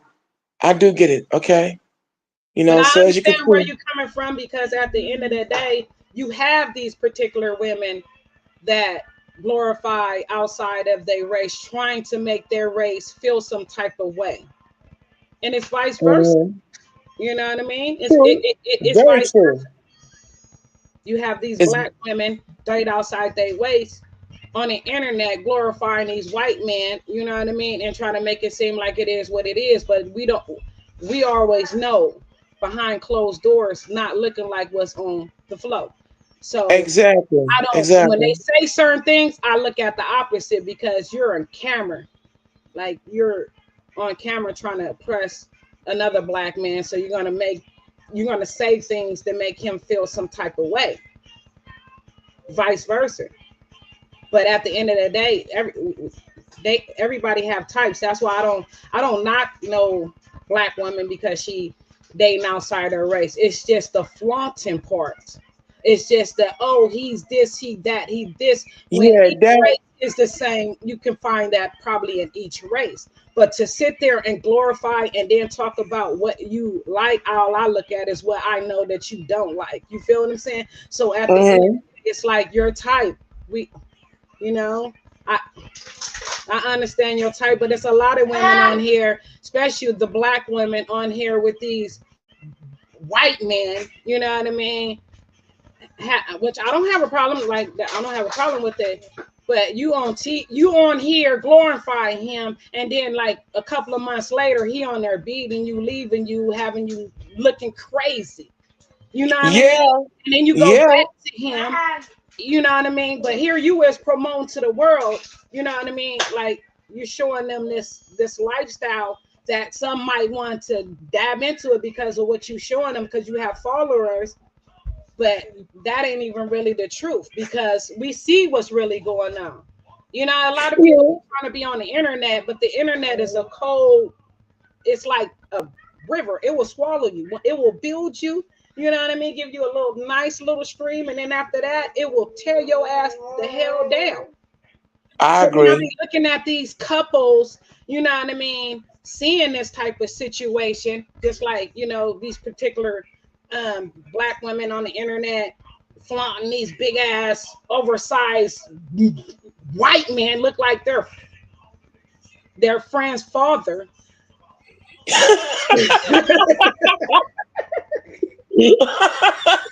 Towering over them. You know what I mean? It's like, what the fuck are you?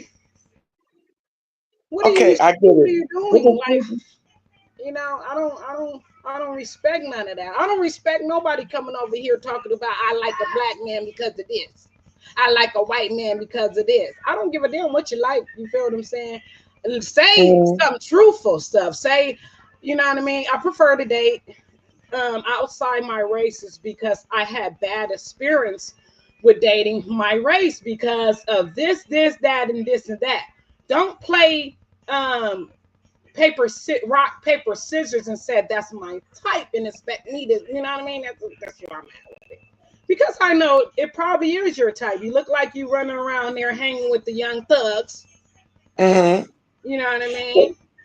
But even seventh answer, I don't even agree with the whole issue. Oh well, I'm dating so and so because I had a bad experience. Look, I've had bad experiences in my, in the dating scene back in the day, and all that. But I chalked it up to me making the wrong choices, and who I was, getting with as far as when I was out beginning my walk in the whole love and relationship and dating scene. I made bad choices. It doesn't mean all black women are that way. I hate see that those who swirl and they start saying that irritates me. Black men who said things about black women are talking all crazy. Yo, bro, hold up, man. Listen, you made the wrong choice. It's a reason. You have a reason. Just because we don't like somebody saying something because of, you know what I mean, we feel it's, this is, when they say it, this is the, it's not sounding right. But this is a reason. At least it's a legit reason. I don't date them because they beat my ass. I don't date them because of whoop the whoop. It's a legit reason. We cannot knock that. And then we cannot say, I hate these type of people because, they don't want to date this shit. You know what I mean? But seventh answer, But they gotta date in order to make it right. okay, but what though? When I hear brothers saying that though, look, they here it is. You got these white women beating the hell out of them. What's that actor's name again? Come on, what's his name? Oh, the one that got chased down the street. What's his name? He was in Creed 3. What's that brother? I forgot his name. All that. What's that brother? His name would come to me. He starred in Creed 3. He lost a whole lot of endorsements, but he had kind of like was, and right now he dating oh man. You talking about the one that went to jail for domestic violence on a white woman? No, he didn't go to prison, but he did lose a lot of endorsements, movie deals. He played Kang the Conqueror, and he played in Creed 3, the last Creed movie with oh my God,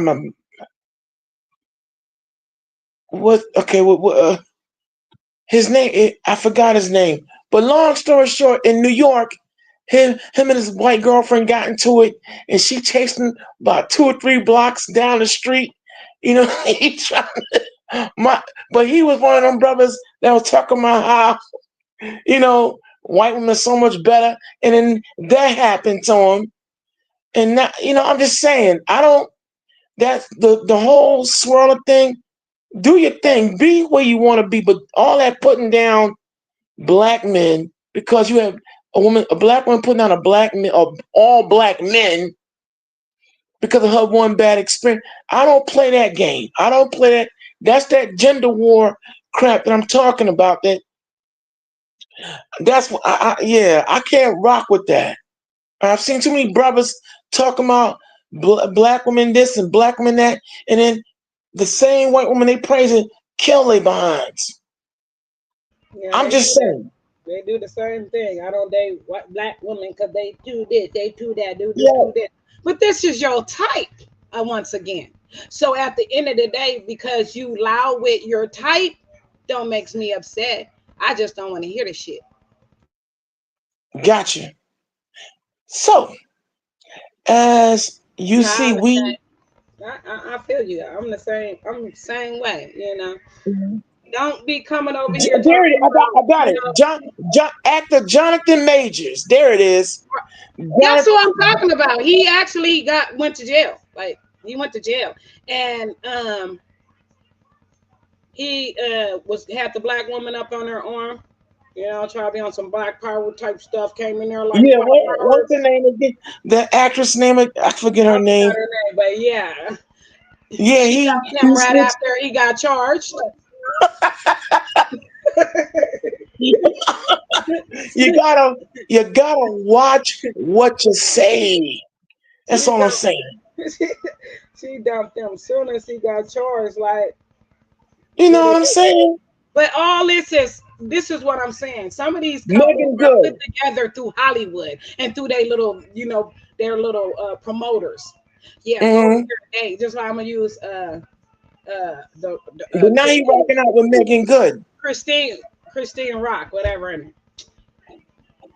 the dude that she was just dating before Blue got out of jail. All that was just publicity. They put them together so they could do little podcasts and, you know, Right. people, you know, tune in so they can, you know, watch them and get views and, you know, get likes. That's how they get paid. But a lot of these Hollywood, a lot of these people are put together like they made them couples and they're not really together. Like they don't even really get along. But they have to do this because Yeah, they're manufactured. it's part of the contract. All right. So as you can see, we're having a very intense conversation. We hope that you're enjoying as you're listening and everything else. And like I said, you're now tuned into the Lions Den. The conversation continues, talking about what's on your mind. And as always, we're your host, the Seventh Answer, Lady Karima, along with our brother Dark Storm. We're going to continue on, y'all. All right? And tonight, we're still flying high, and we're leveling out. Meaning that, you know, through all the turbulence, through all the different storms and atmospheric conditions, this flight, when you come here on the Lions Den, is going to still be smooth. All right? That is what it's all about. Smooth conversation. It can be intense, it can be driven, but that's what makes interesting talk. All right? This is where we hash it out, iron it out, and get to the truth. So we're going to continue on. Like I said, because so much is happening out here, y'all, and it's hard to keep up.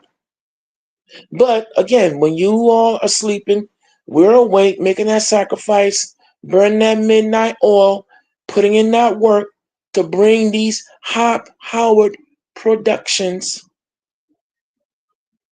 for you to be able to listen to and hopefully inspire and influence you to get up off your duck, to continue to get out here to explore, investigate, and check things out for yourself. Because at the start and end of every day, we can give it to you, but what you choose to do with it, that's all up to you. So we're gonna continue on with. Right now, we're talking about all the madness factor. Why so many women? Where that money at? We talking about where that money at? We ain't Give forgot. it a We talking about where that money at? Okay, Seventh Answer. Let's rock out. Where is the money though? Seventh Answer. Where the money? Where's the money going? Like we know you over there playing. That's the reason why this fool want to get a hold of TikTok, Israel, because that's the only thing that they're not controlling. You know, they are part of the freaking system. That's the reason why you forget that when we talk about Israel, we talk about who is in control of all these major companies. Hollywood and all that. Who is part of that? Them. Oh, we know. Them. They is. So that's where all the money is going. It's been going there. They're controlling everything. Now they're trying to get control. They may come after TikTok. They are controlling. They're running, and I'm going to continue to say that they're running this. Been running this. They have Trump, their fall guy, making moves for them, but they're actually pulling the strings, telling them what to do, in control. I keep referring to that the black dude where he said that they was trying to make him agree with giving them a certain amount of money. Remember the video I showed you? Right. Him and the black woman, and was talking about how they're in control of all this. Yes, they are. They're in control of everything, and they tried to bribe him and blackmail him and get him to support it. And he said no. And that's how we know that all these Congress people are up under their belts. But we know that they're controlling the Jews, the fake Jews are controlling everything but TikTok because China was controlling that. So they made this orange man shut it down, like he's shutting this see, they didn't want him to stop the program. They wanted him to, make commands and demands, but this fool, threatened to shut the program. They didn't want that because they don't benefit from that. They benefit from all these programs being ran because they got their hands up in this. But he let them down when he did that.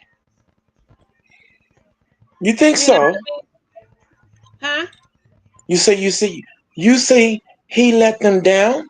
Yeah, because it wasn't supposed to be trying to take away certain programs that the people have, because it's going to open the doors for us to look at them crazy and start fighting against that. But if you would just shut the government program down without bothering people's income to make a stand, to make these people pass certain bills, which is the healthcare or whatever, because they benefiting out of whatever build up in there that they hidden up in there, them Democrats didn't want to sign. It's not what is on the surface, it's what's in the middle of there that they didn't want to sign, probably benefiting, them suckers. But at the end of the day, this is where I'm at with. They didn't want this. You heard the man sit down and said, you said you was going to shut it down and you did that. And he said, you know why? When he was sitting there talking to Israel, they didn't want him to shut down, take away the food stamp program and none of that. They just wanted him to, threaten and do all this good stuff. But he's stubborn. Yes, he is. Very stubborn. And then he gonna try to blame it on Democrats and all this type of different. But he came clean because he know it's really him. But he's trying to really get something. He really trying to put it to where he getting a third term, I believe, up in that little bullshit. Because he trying to get his little stuff out of it too. Like, well, definitely. I'm getting money. He trying to make himself right to where he's in position. He stay in position. So there's something in that little bill that they're trying to push to make it to where he is in control for another term or whatever the cause it might be. There's something in there. And he's been an asshole about it. He'll take down the whole nation when he don't get what the fuck he want to get. And that's why Israel was like, man, you was being you was being stubborn. Like, you didn't have to that big beautiful bill ain't so beautiful, is it? No, it's not. No, it's not. Not at all. No, it's not. And you don't really hear them talking about the big beautiful bill. You know what I mean? It's not a standstill. They're talking about, you know what I mean, stripping. This is how they're getting money. This is how they're gonna, money laundering. Money to another place. You know what I mean? This is what they're doing. Because the dollar ain't gonna be nothing in a minute. They're gonna go to coins or whatever. You know what I mean? The dollar ain't gonna be nothing. Nobody's caring about that. He thought he had in control because the American dollar, but nobody care about that because they trying to go digital. He tried to go digital because it would benefit him because no banks love him no more. He's a fraud committing man. You know what I mean? Like, here's the reason why he's trying to close down the banks, because he owed him. They prosecuted him. Yes, they did. So at the end of the day, he's trying to be number one in something. See, you're talking about nuclear weapons. He's trying to be and Putin already said this, he's behind. He just want to be in control of something, and he not. Everybody is way more advanced than we is, and for some reason this man think we more advanced than them. Like, we're behind, like we way behind, and he thinks that we're above all of them and we're behind. Like, they don't give two nothing about us. He have to find a way to get back in, and the only way he gonna get back in if he takes some money and pay them, the people. Because right now he messed up NATO. He messed up everything. Yes, he did. My God. Yeah. We are definitely in a precarious, walking on a tightrope over fire and deep water on either side. You know, and again, but like I said, all this money that but playing in people's faces though, you know, and just hijacking the money. The way they just so blatant with it though, and then they want to use try to gangster and scare people from it erupting. But that's gonna be the opposite.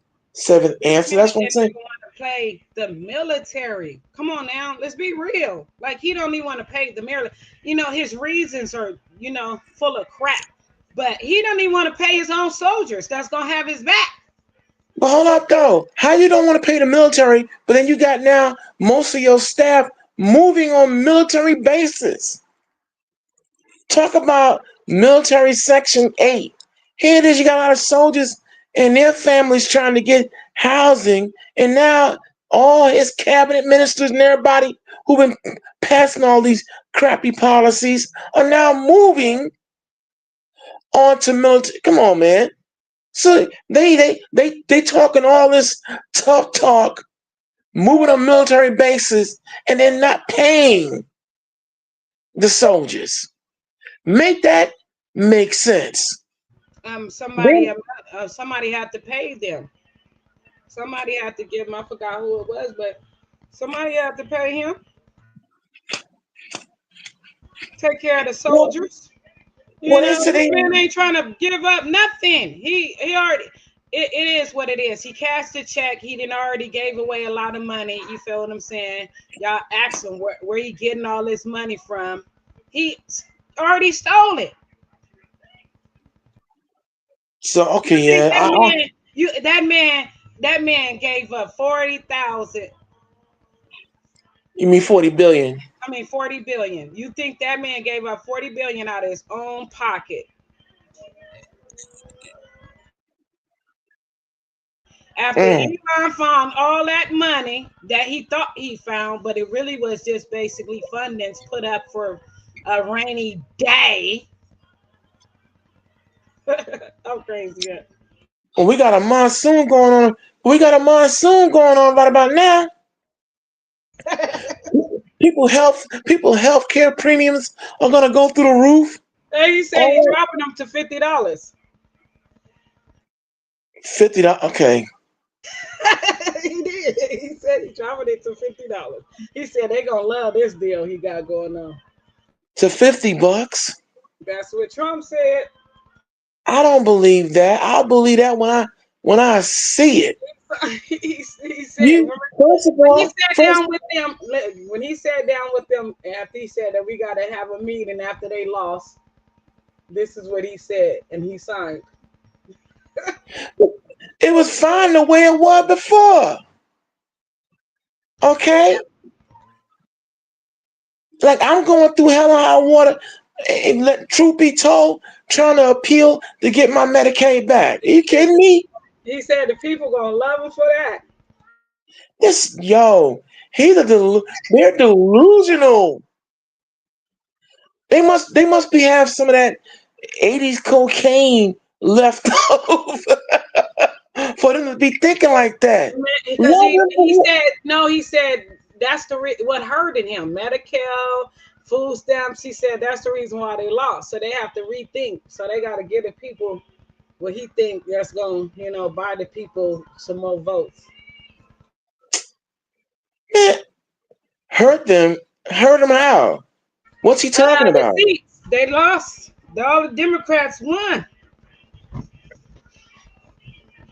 Yes. His boy lost. Yeah. Well, with all the moves they're making, is it any wonder why they lost? And that's what he said. That's what he said. That's the reason why he lost. He's making it very clear because of the shutdown with the food stamps and the health Medicare.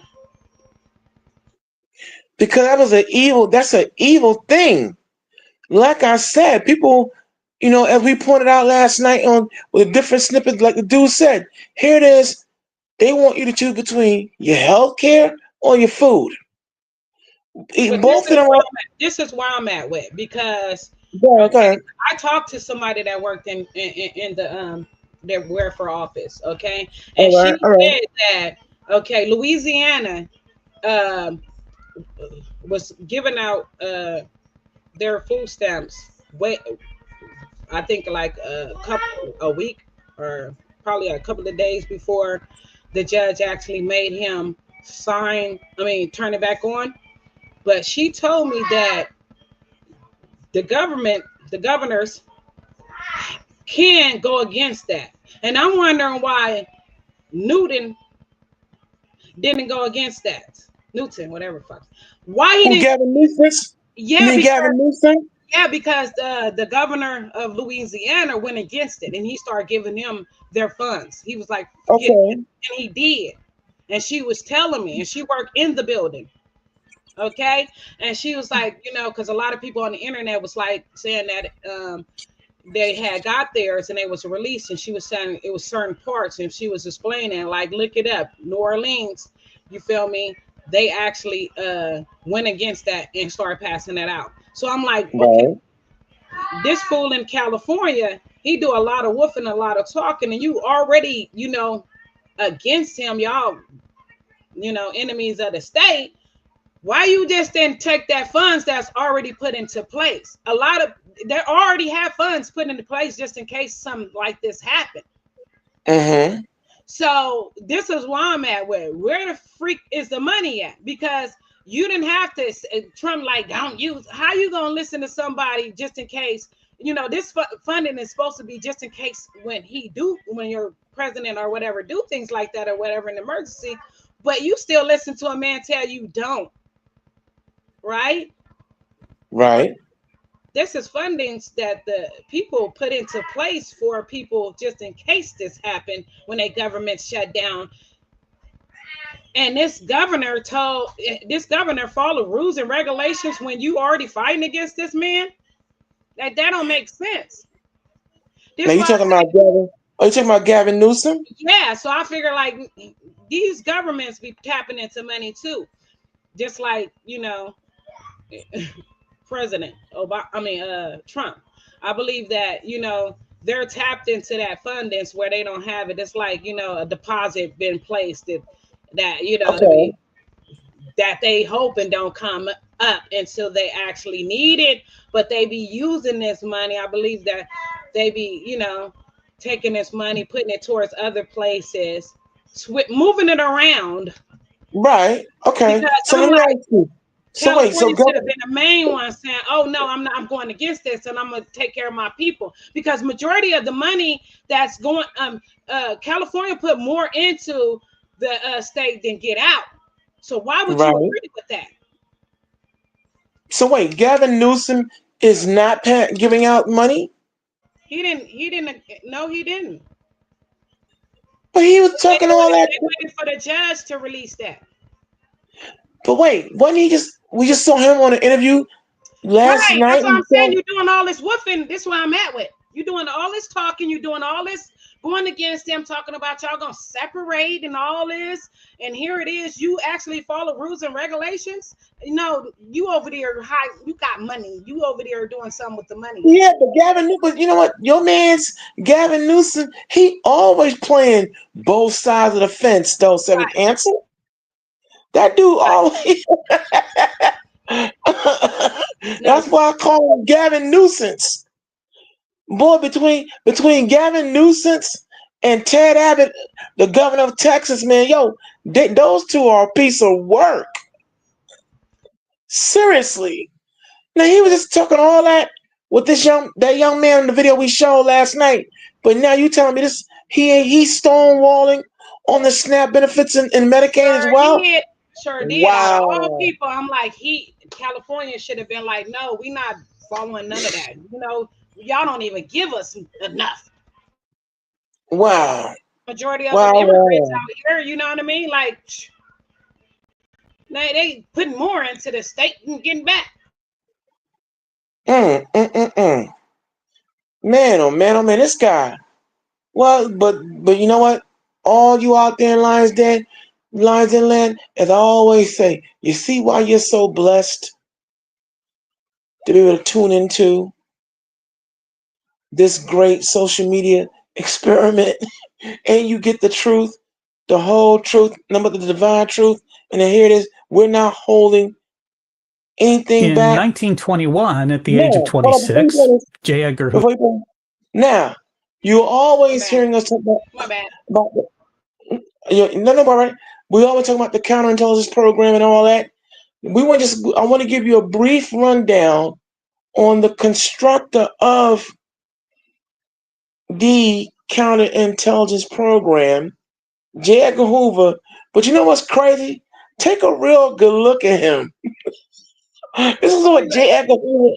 Yeah, he looked almost light skinned. I know.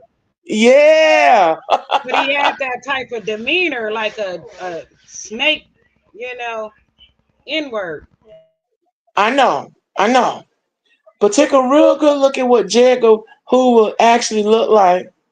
That boy there's some question marks. But anyway, listen up, you all. Depending on what generation you come from, we're now giving you the face behind when you always hear us talking about the counterintelligence program. Run the video, Karima.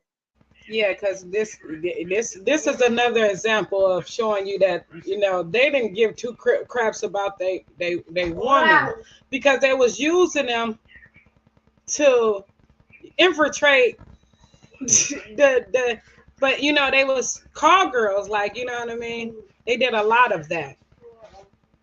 Use the white woman because they know that was a fetish, to get them, because they'll take secrets in the bedroom. Remember they said that, in compromised positions. Right. But they was using them like nobody that cares about their own woman wouldn't do no things like that.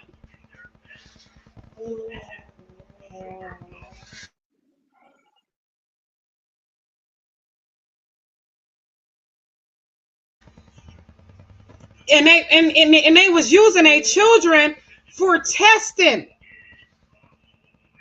Yes, they did. Their children was the test babies. But when it comes down to the game of power and keeping absolute power, these are the levels they're stooped to, Seventh Answer. Yeah, that will make them so terrifying. Yeah. So anyway, let's keep that energy going. But this is J. Edgar Hoover, y'all. Yeah, listen up.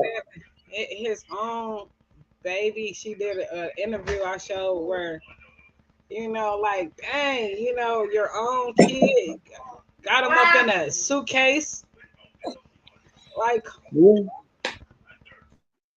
yeah. Here we go, y'all.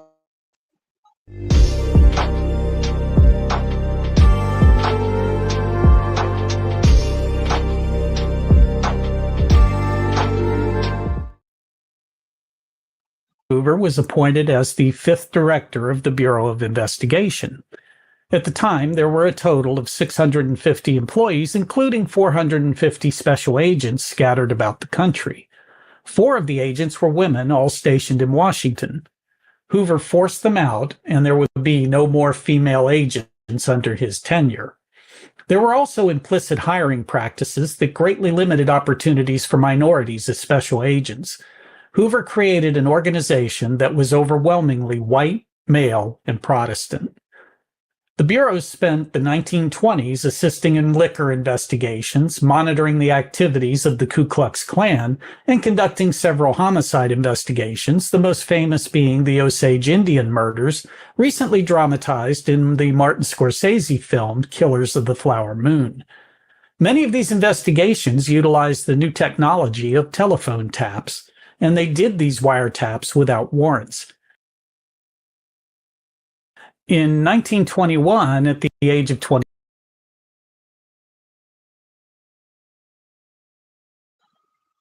Right. So it was a quick short, but I just want to give you all out there, as we always talking about them, we just want to give you a quick visual on J. Edgar Hoover, the counterintelligence program, and why you see certain things that are implemented to this day that are illegal in structure that go on in this country. Now you understand the game of power politics and how it's played, and why, from yesterday to today, why they use some of the same tactics of, getting a lot of senators and congressmen and congresswomen to play ball with them by aligning them with prostitutes on the low or undercover agents in their political campaigns and their political structure. And then the next time you look up, you'll see certain senators and mayors, governors, whatever, suddenly quitting, bowing out of the race, or they just walk away from walk away, because this is the diabolical and devious aspects that this government goes to. But it all started with J. Edgar Hoover, all right, who's on record as saying his biggest fear is Negro unity. All right. So like I said, one thing we're not going to do here on the Lion's Den is deprive any of you. You will not be deprived of anything in the area of information and the facts, figures, and computations and all that. And what I don't know, Seventh Answer knows. What she don't know, somebody else knows. Somebody knows something.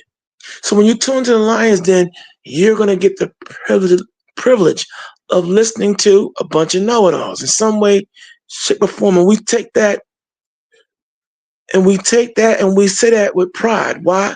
Because we pride ourselves on what? Being purveyors of information and dissemination to give it to you out there in Lion's Den land, to keep you informed, to keep you updated on why things are happening the way they're happening from a biblical perspective and all that, without giving you a sermon. Now, there are other voices out there, all right? But what we're showing and what we're proving is that whenever we talk here, like I said, we don't need anyone's validation, because we provide you with our own sources and everything. But every now and again, we'll go out. We'll see people who just so happen to be coincidentally talking about what we've talked about. Maybe not as in depth, but still enough where we'll come back in and say, boom. Now remember when we told you this? Remember when we showed you this? Because you know what? I've learned, I don't know about you, Seventh Answer. I don't know if you've ever had this experience, but I found that sometimes people will believe somebody else before they believe you. Right. And when you get, I'm just saying. And they come back with the same thing that you told them that they didn't got from somebody else. Like, I know, but still, what we do is, as you can see, we're not afraid to face anyone at any time. Okay, and we'll only profess what we know, because as the good Lord tells us, don't ever profess what you don't know. Only profess what you do know, and bring it out loud and proud and all that. But it's just that it's a phenomenon that throughout my years of living, my 57 years of being in this dimension of time and space, I find that people are quick to believe somebody else before they believe you. Although they know that what you're saying is right. Right. I don't get that. I just don't like the way you saying it and it's you saying it. Oh, that what it is? That's what it is. What happened? Let's go ahead. CIA was big PIMPs, right? Because they had the little honey pot, right? But remember they had all these bunny ranches and all these other places, you know what I mean, that when it was white White Girls Going Wild or whatever that thing. But a little bit before then, they had all them little bunny, including Ice-T's wife was in the little ranch and stuff like that.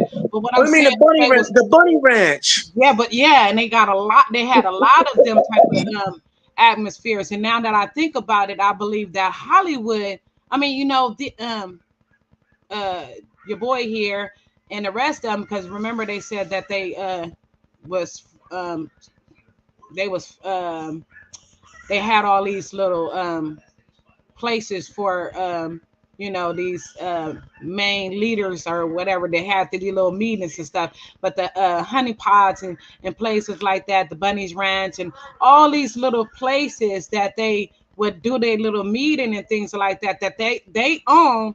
But I'm like, okay, but whatever happened to that? Because we know that it ain't stopped, but we know that majority of these clients could have came from Epstein or went to Epstein, either or. Because whatever happened to them? That's a good question. It's like they all practically disappeared. Yeah, and they was really actually like promoting this, like literally promoting it, you know, talking about these women, talking about these ranches and stuff. This is actually places that you can go in there and pay for, you know, activity. But then arrest the average girl on the streets for doing the same thing. But this is where I'm at with this. This was Hollywood.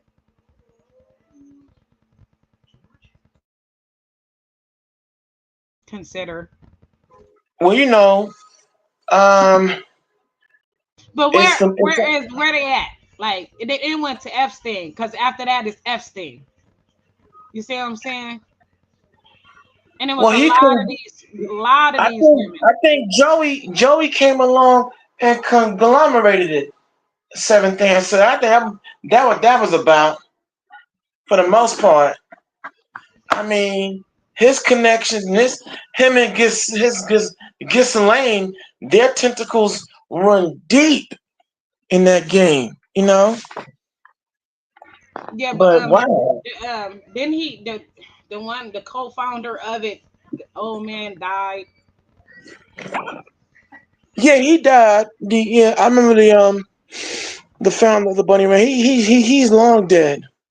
Yeah, I'm saying, is he related to Epstein? Like, how the connection? Because they allow this type of activity, and here it is, Epstein going to coffee shops to get girls.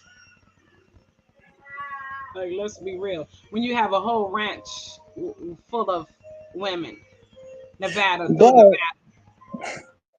Well, okay, not to get too deep, but I'm just saying, sometimes the coffee shops have a lot of talent. I mean, I hate to say it that way.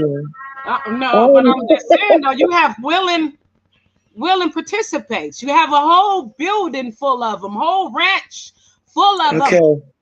Willing participants, young, old, whatever. You have that there. Remind me of them old Western movies where they stop after killing off a few people and they start going to these brothels and end up getting murdered, robbed. You know, listen, but you know, well, when you look back on this documentary titled American Pimp, when it came out in around 1999 going to 2000, that documentary, the brothers in that and who were featured in that, some of them are now dead. You know, one that stood out to me, you know, and considering my lifestyle at one time and what I embraced, you know, I don't run from the fact I was a heavy bohemian and hedonism advocate and embracer. All right. And what I disclosed to you, you know, look, Kenny, but his name was Kenny Red once. And, you know, he said it himself, you know, and as a matter of fact, the owner of the Bunny Ranch he was featured in that documentary too, American Pimp. But like Kenny Red said, listen, I don't go to, you know, the normal places to look for women that work for me. He said, you'll find them in the church. You'll find them in a local little restaurant or whatever, looking for some excitement, and you give it to them. So Jeffrey Epstein doing what he did and being what he's been. And even like a book written by Tariq Nasheed, The Art of Mac, and he broke down the science of how that whole genre works, how it was implemented, and then you see why, when you read about the FBI, CIA, how they employed these girls to go ahead and infiltrate many of these movements, and Malcolm X, he even talked about the fact, during his time before he became the leader he became, but in his wild boy days, he had a pimp friend who explained that what he would do, he'll go to a little dance, a little hideaway, he said, but he watched the girls. And he said the girls that were the most expressive, the most willfully expressive on the dance floor, didn't care, kick off their shoes anytime, any place. And he talked to them and he would recruit them. So yeah, I wouldn't be surprised if Jeffrey Epstein was at a local coffee shop,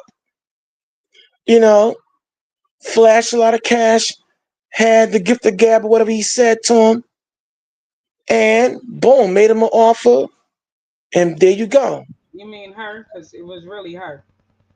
Okay, her. All right, made him an offer. Yeah, I was being sarcastic. I believe half of them females that went to the island, okay, because they didn't close down them ranches without recruiting. Right. All right. They went to those ranches. Okay, but you know what? But again, I do notice that. I will say this here, that a lot of that did become all of a sudden quiet. Right. They were talking about it, making TV shows about it. It was a TV show, you know what I mean? And ranch and all that type of stuff. Like they was advertising this type of behavior. I do remember that boom. And it got very quiet when he went to jail.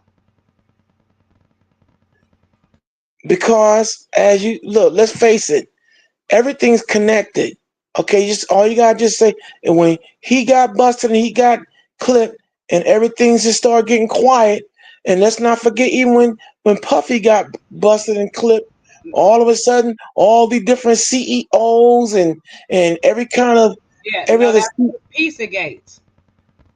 Okay, all right. I'm just saying everybody started quitting all of a sudden. So yeah, it's a lot to that. Yeah, and that's when they started in the White House, and a lot of them was getting brung on charges. But Seventh Answer, as you pointed out earlier, in previous episodes of this whole Epstein file, that's also still up in the air. All right? Of course. And a lot of players are still up in the air, and a lot of parties are still up in the air. And that's why, when I be thinking about some of these places that, existed and they went quiet,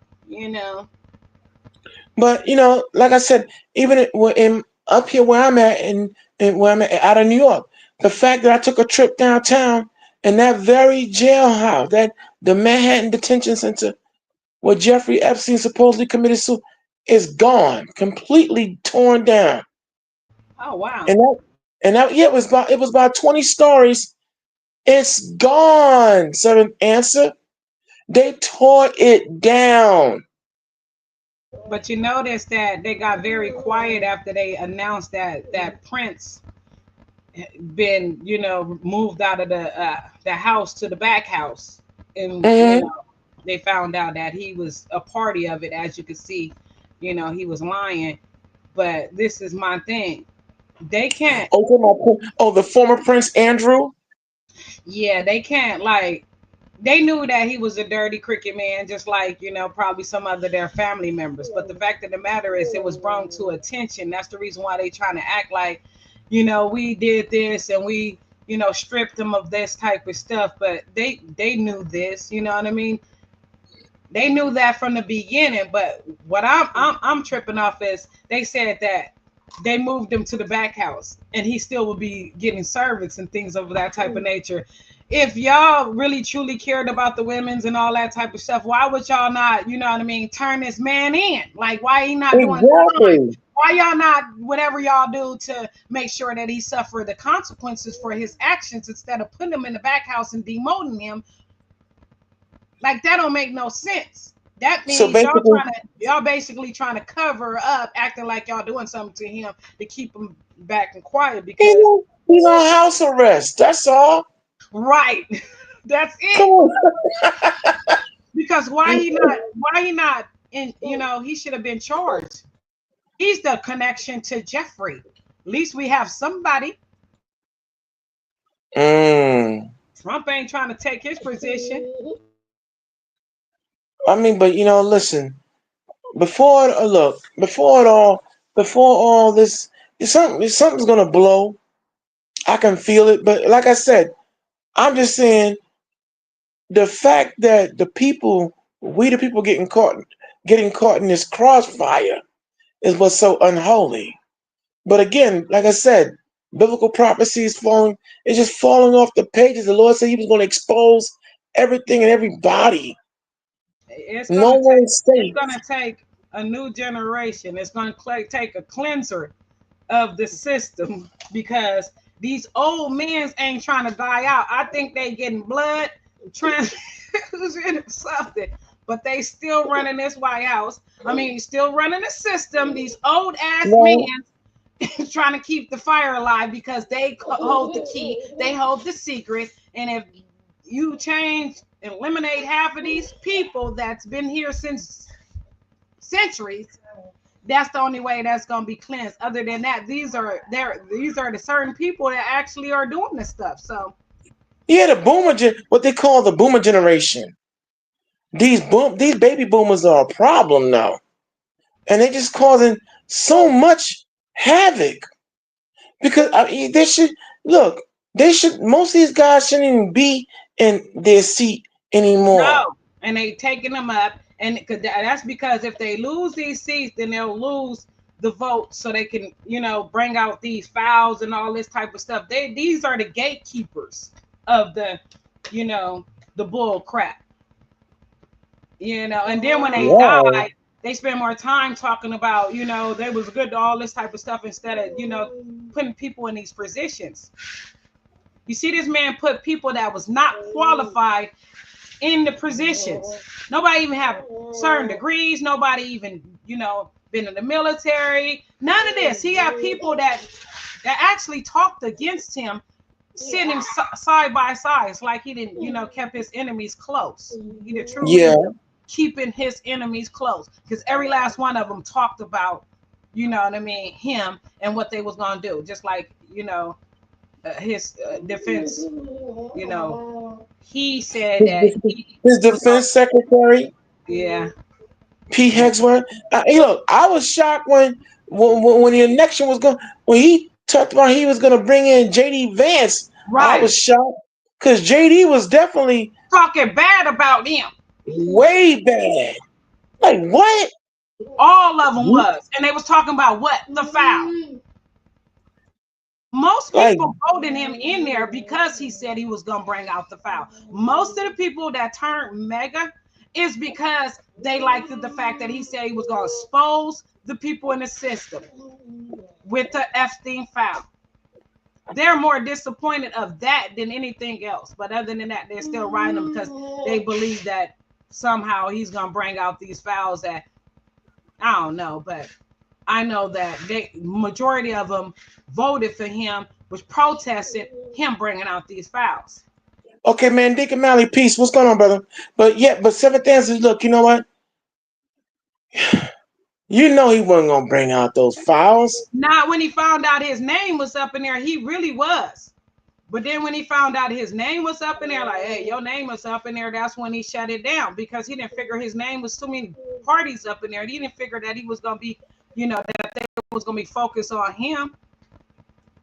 Well, hold up, but look, if you brought out the videos showing he was at the parties, he up there, his best friend, his best pal, how could his name not be? Because the internet is a mud. They will find your long lost pet that you had, when you was a kid. At the end of the day, he didn't figure that they was gonna go that far. That's the reason why he released the Martin Luther King and the the JFK because he was trying to distract them. Once he found out his name was up in that file, he thought it was just going to be a flight log and, you know, simple things of that type of nature. No, they went straight to him, focused straight on him, his, you know, his part. Well, this is why I've always been so honest about my past and everything. I could see, as Malcolm X said, nobody can come against you if you put it out there first. If you dare to be able to say what needs to be said and how it should be said, and just deal with the heat that come with it, that is better than having your enemies come at you, and especially if you're trying to go after other people. You see, that's dumb too. You can't come after other people like that old saying go. If you live in a glass house, you should not be throwing those stones. And that's where he messed up at. When he started coming after other people, see, they was just gonna put it out there, but when he started coming after other people, they started seeing, researching the files. Remember, it was already a case brung upon him back when Conan, right? And he was dealing with the Russian and all that type of stuff. But we already know that they helped him get into that place. Like I said, he's, you know, he's doing their bidding because they helped him get into the office. Both of the leaders helped him get into the office. They played their part to help him get in the office because they, you know, he was gonna do what, you know what I mean? He worked for them. So he gonna do their little bidding. And they covering up his little cases. What man got all them felonies and be able to get past it? They did all that. They did a good job. It's like we can clean everything. Don't worry about nothing as long as you're going to get up in there and destroy this America. That is something, though. And he don't have a problem because America tried to destroy him and call him felonies and all this type of stuff and call him a, you know, R and all this type of stuff. Okay, he didn't work the system. He get credit that he can't pay. You know, he talk big. He like young, yeah. And he old, like he old and he see now and he don't care because his time is up. Like he trying to. Well, obviously, he looking real bad right about now. He's trying to get what he can get. You know what I mean? You better watch his call girl. She over there making more moves than he is. Who, Melania? She the one talking to foreign, you know, political leaders and all that. She the one getting half of these people out of the jail, talking to people and stuff. Yeah, she more powerful than him, tell you the truth, as far as, you know, getting things done. But he just working for them. He is really literally just working for them, and they giving him money. This man to do anything for money. That's true. Well, like I said, when Elon found that, when he claimed that he found the money,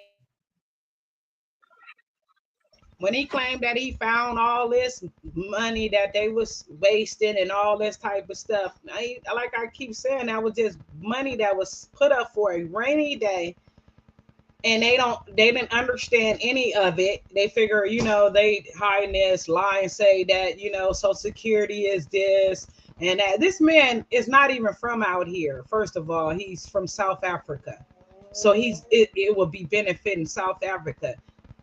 None of these people that he actually shaking hands with give a damn about America. Like they don't, because of America dirty work that we done did for many, many centuries. Nobody can trust us.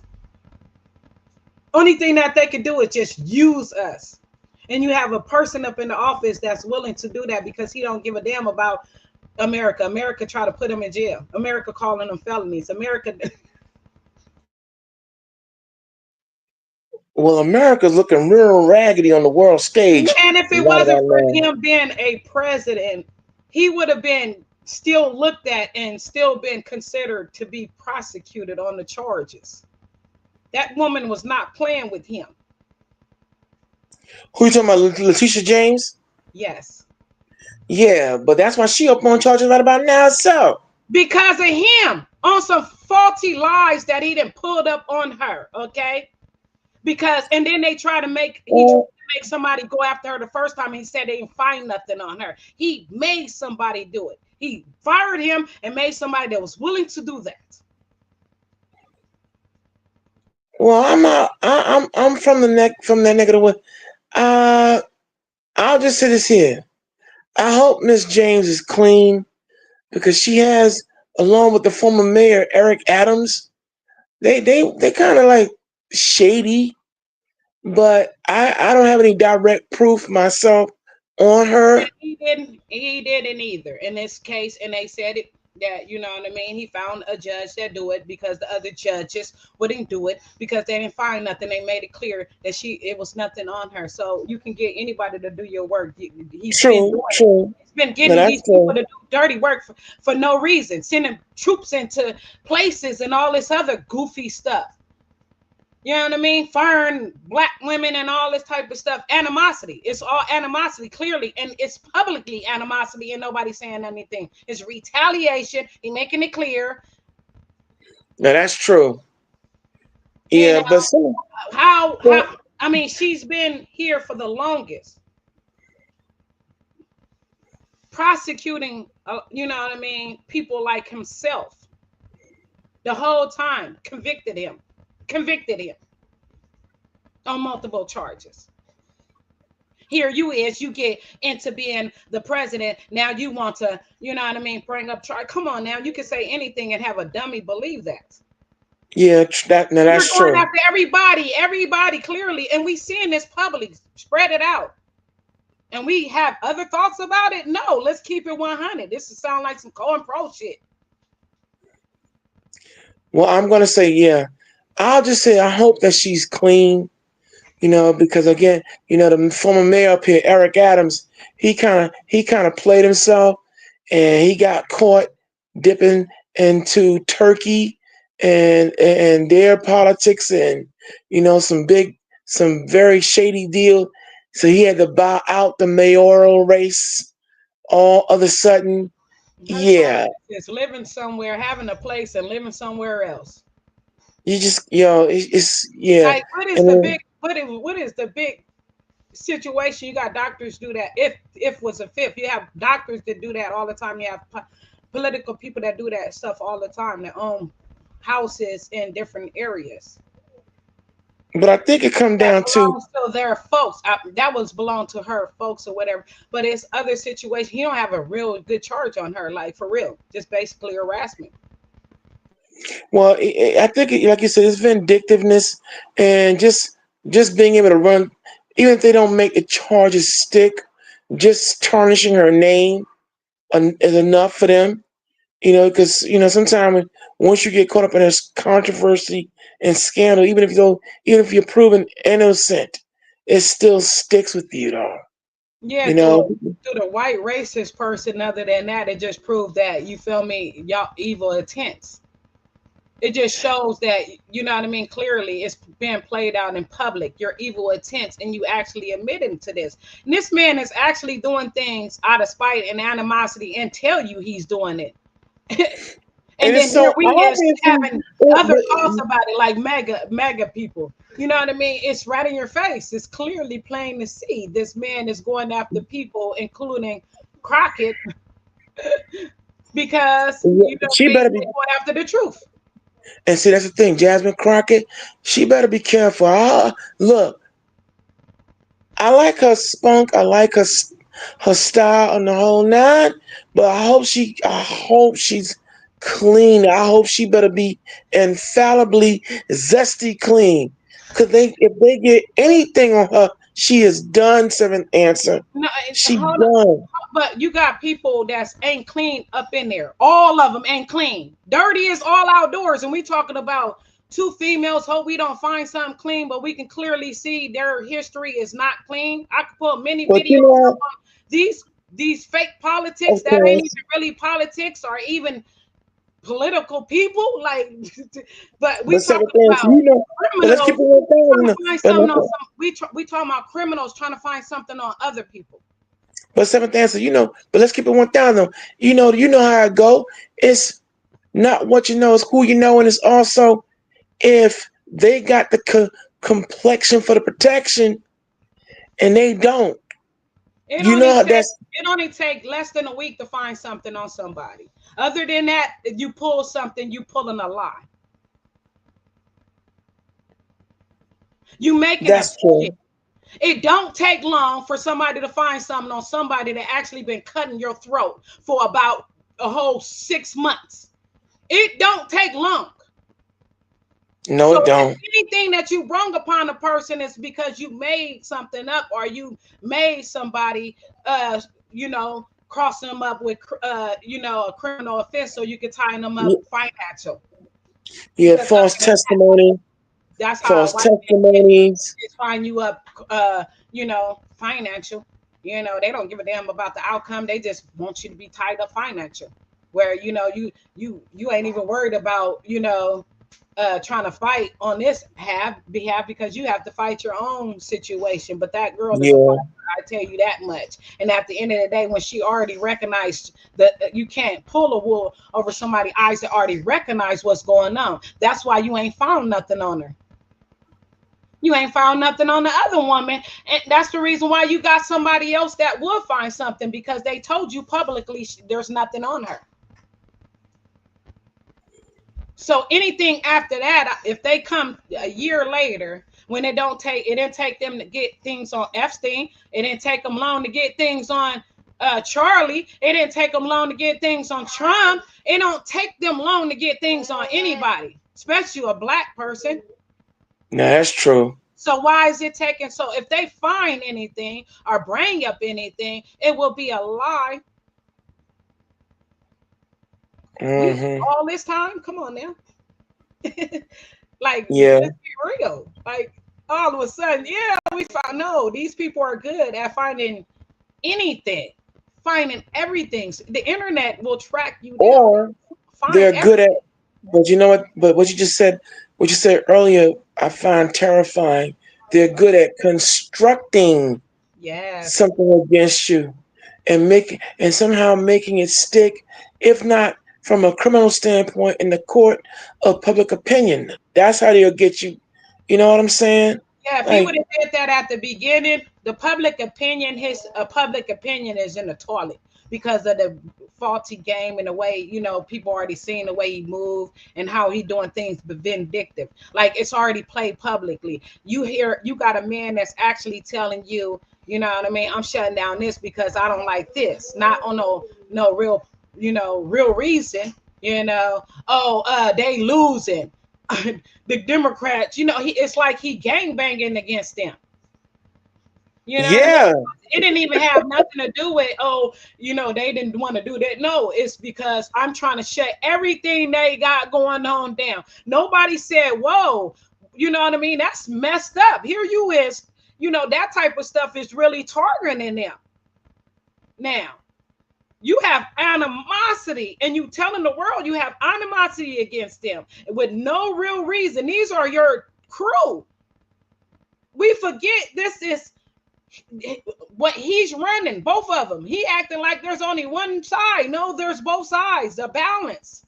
You're destroying that, just like you did with NATO, with your allies. You don't need them, and you pulling tabs on them like you don't even know what's going on. Like, but yeah, OG. Here we is. You have your players, nigga. You're a puppet. You supposed to be falling in line just like the rest of the presidents that was up there. It's a whole team in progress. He didn't broke his team up and acting like that there's only one part. He listening to the public a lot too, because you can tell, Sleepy Joe, even though we called him slipping, but you can tell that the words that he choose to use is internet gospel type stuff. You know what I mean? The words that he use. Oh, I didn't know she was black. Like,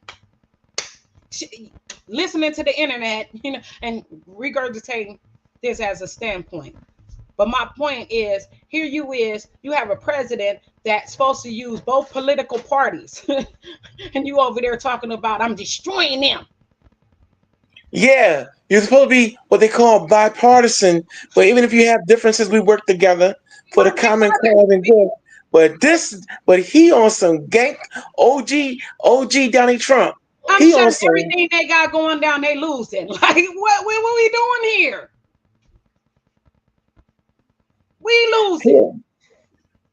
I know. Because you losing with that type of mind frame. Like, you can't come together, work on common grounds to get everybody together. No, you trying to make a one-sided, which is them, like you trying to make Republicans.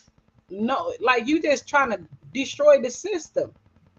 Majority of the Republicans probably, represent the Jewish community so dang hard. What is their reason why? You know what I mean? Like, why you want to make it all of this when it's the minority? This is what we build on. We have our own choice. We have freedom of choice, whether we want to vote for this, vote for that, or stay neutral. He taking away the neutral, and he taking away the Democrats. Can they lose? What is they losing? But the Democrats ain't making it. They not helping their cause either though. So it's like, come on, man. Look, the bottom line is right. The Democrats are following rules and regulations. They can't do anything like this. This why I say when charges is being brought, there's a lot of them should be made. Okay, we have so many charges that these parties, all these criminals, his crew, because that's what it is. None of them really actually. He just put them in the office, appointed these people that ain't even certified to do this. Then they talk about diverse program. Yeah, diversity, equity. He just did that. And his whole cabinet is DEI. Right? You see, and then here it is, they fighting against that type of stuff, but I'm saying they're not certified. He just appointed them, and this is where it is. Keep your enemies close. This why I say he over there doing things for his enemy, like in China. That's why I say the horsemen, because they all pulling it together. They don't like each other, but they still, can actually destroy a whole continent. Financially. Let's say financially, because it's probably some benefiting in him trying to go digital. I don't know. It's a bigger plan. I ain't figured that one out yet. We gonna see. Well, how about this? We'll see. Don't shut us down until we figure out that part yet. Just listen to us, because we own you motherfuckers. But we are. Yes, we are. He's in the pocket trying to help destroy this place. Yeah, I say because they didn't show him no love. They try to kill him or whatever. But no, I think this man is finance. Everything is about finance, and the dollar ain't nothing. Nobody care about it as much as they used to. And that they find other ways and that he trying to be a part of it, and the only way he gonna be a part of it because he didn't talk crazy, so he's trying to be a part of it right now, so he gonna get us to go that route. That's why I say the digital, when people like, oh, you're gonna have to go digital, you're gonna have to get the market or whatever, they could just do that by just taking away the dollar. That's true too. They ain't gotta make you do a motherfucking thing besides take away the dollar. And if you want some things, you're gonna have to do this in order to purchase this. You ain't gotta get a chip in your hand, but you're gonna have to get them coins. So once you go digital, this is the key. Once you go digital, everything go digital, they can actually really rob you. Like they can really get over and control everything. Because once you control a person finance, majority of the time, these people that they convict, they hit them finance first. That's correct. And things of that type of nature. But if they can get you to where now we're in control of your dollars, you know what I mean? And not through no U.S. through through Israel or whatever. Once we can control you through this digital, you're gonna have to purchase this digital currency, because you're not going to be able to purchase anything. Remember the Project 25, when they said that they was going, people no longer going to own things. Right. You're not going to even own your own house, your own car, because they're going to be in control of it, because everything is going to be what? Digital.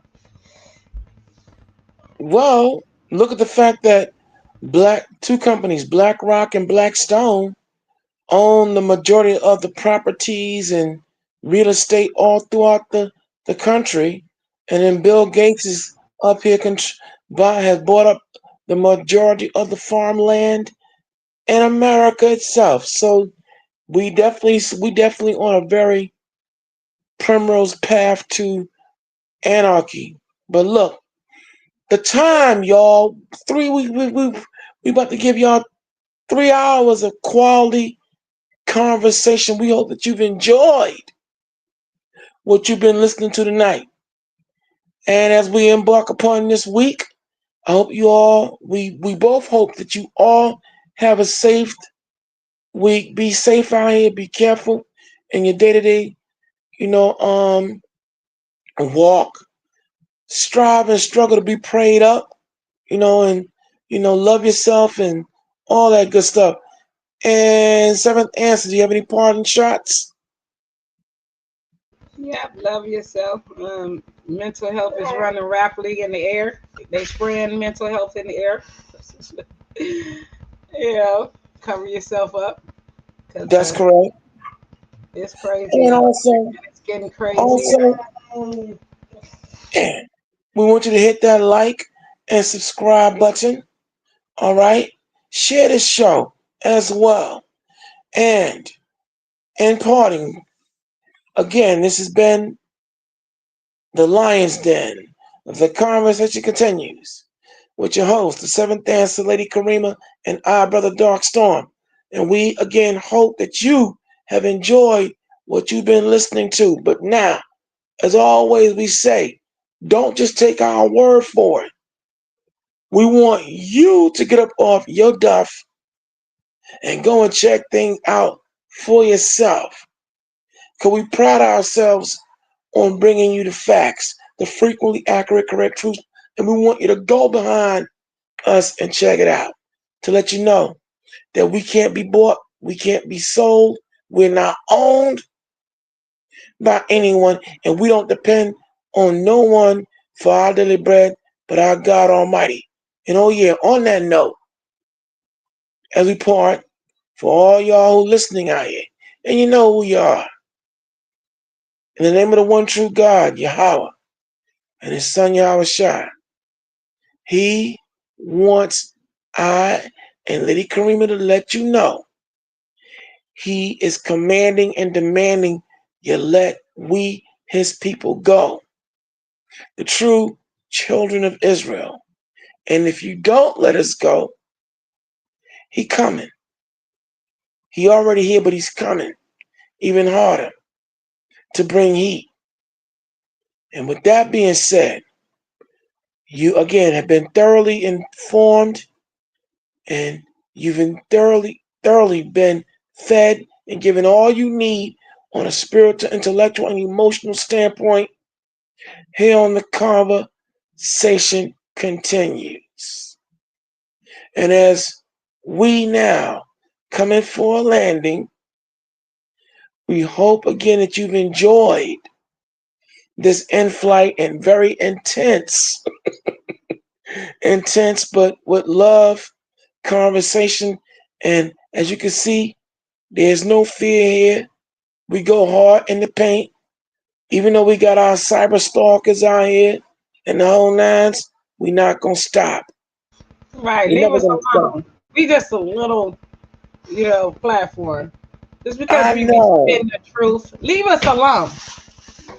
And stop blocking. They literally be messing with us. Yeah, but it is what it. But you know what? It's okay though. It's fine. But with all that being said, Yeah, that's why 'cause we got too many channels. It definitely is. You can do whatever you want to do. We still gonna get out there, whether we gotta type it. I know. See, you watching. Hold up, you watching us, and we watching you. We see what Right. you're doing. We see what you're doing with our numbers and all that good stuff. But it's cool. It's cool. It's all love. COINTELPRO is what y'all do best. It's illegal, but it's what you do best. So, in parting, in the spirit of Don Cornelius, we're gonna say, Shalom, peace, Ahab, love, and Napash, soul. And we are up out of here. Enjoy the original music by the Seventh Answer, Lady Karima, y'all. I created this. This is Timothy's song, but yeah.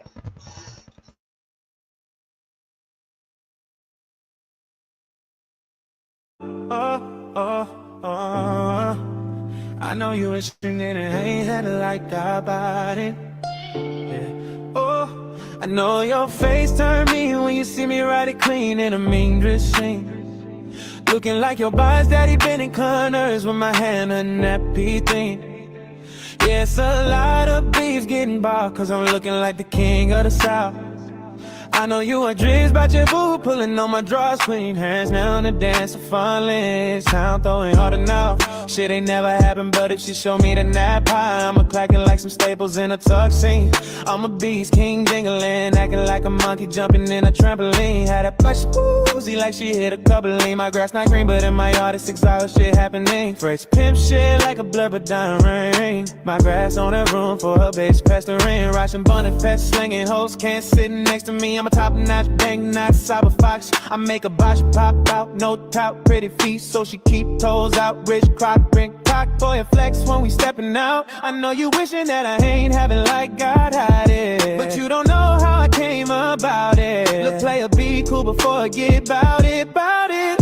Leave your head bouncing off the pavement like hydraulics.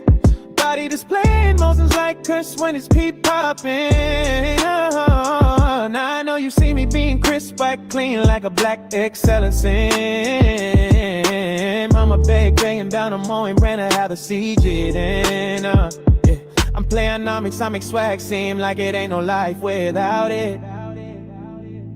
I'm righteous in my drip, you would've thought God sent me here on a space mindset. Bitch, I'm cold, clean, winter time stove, lagging in my entered. Yeah, I'm what you never seen me for. Yeah, yeah, yeah.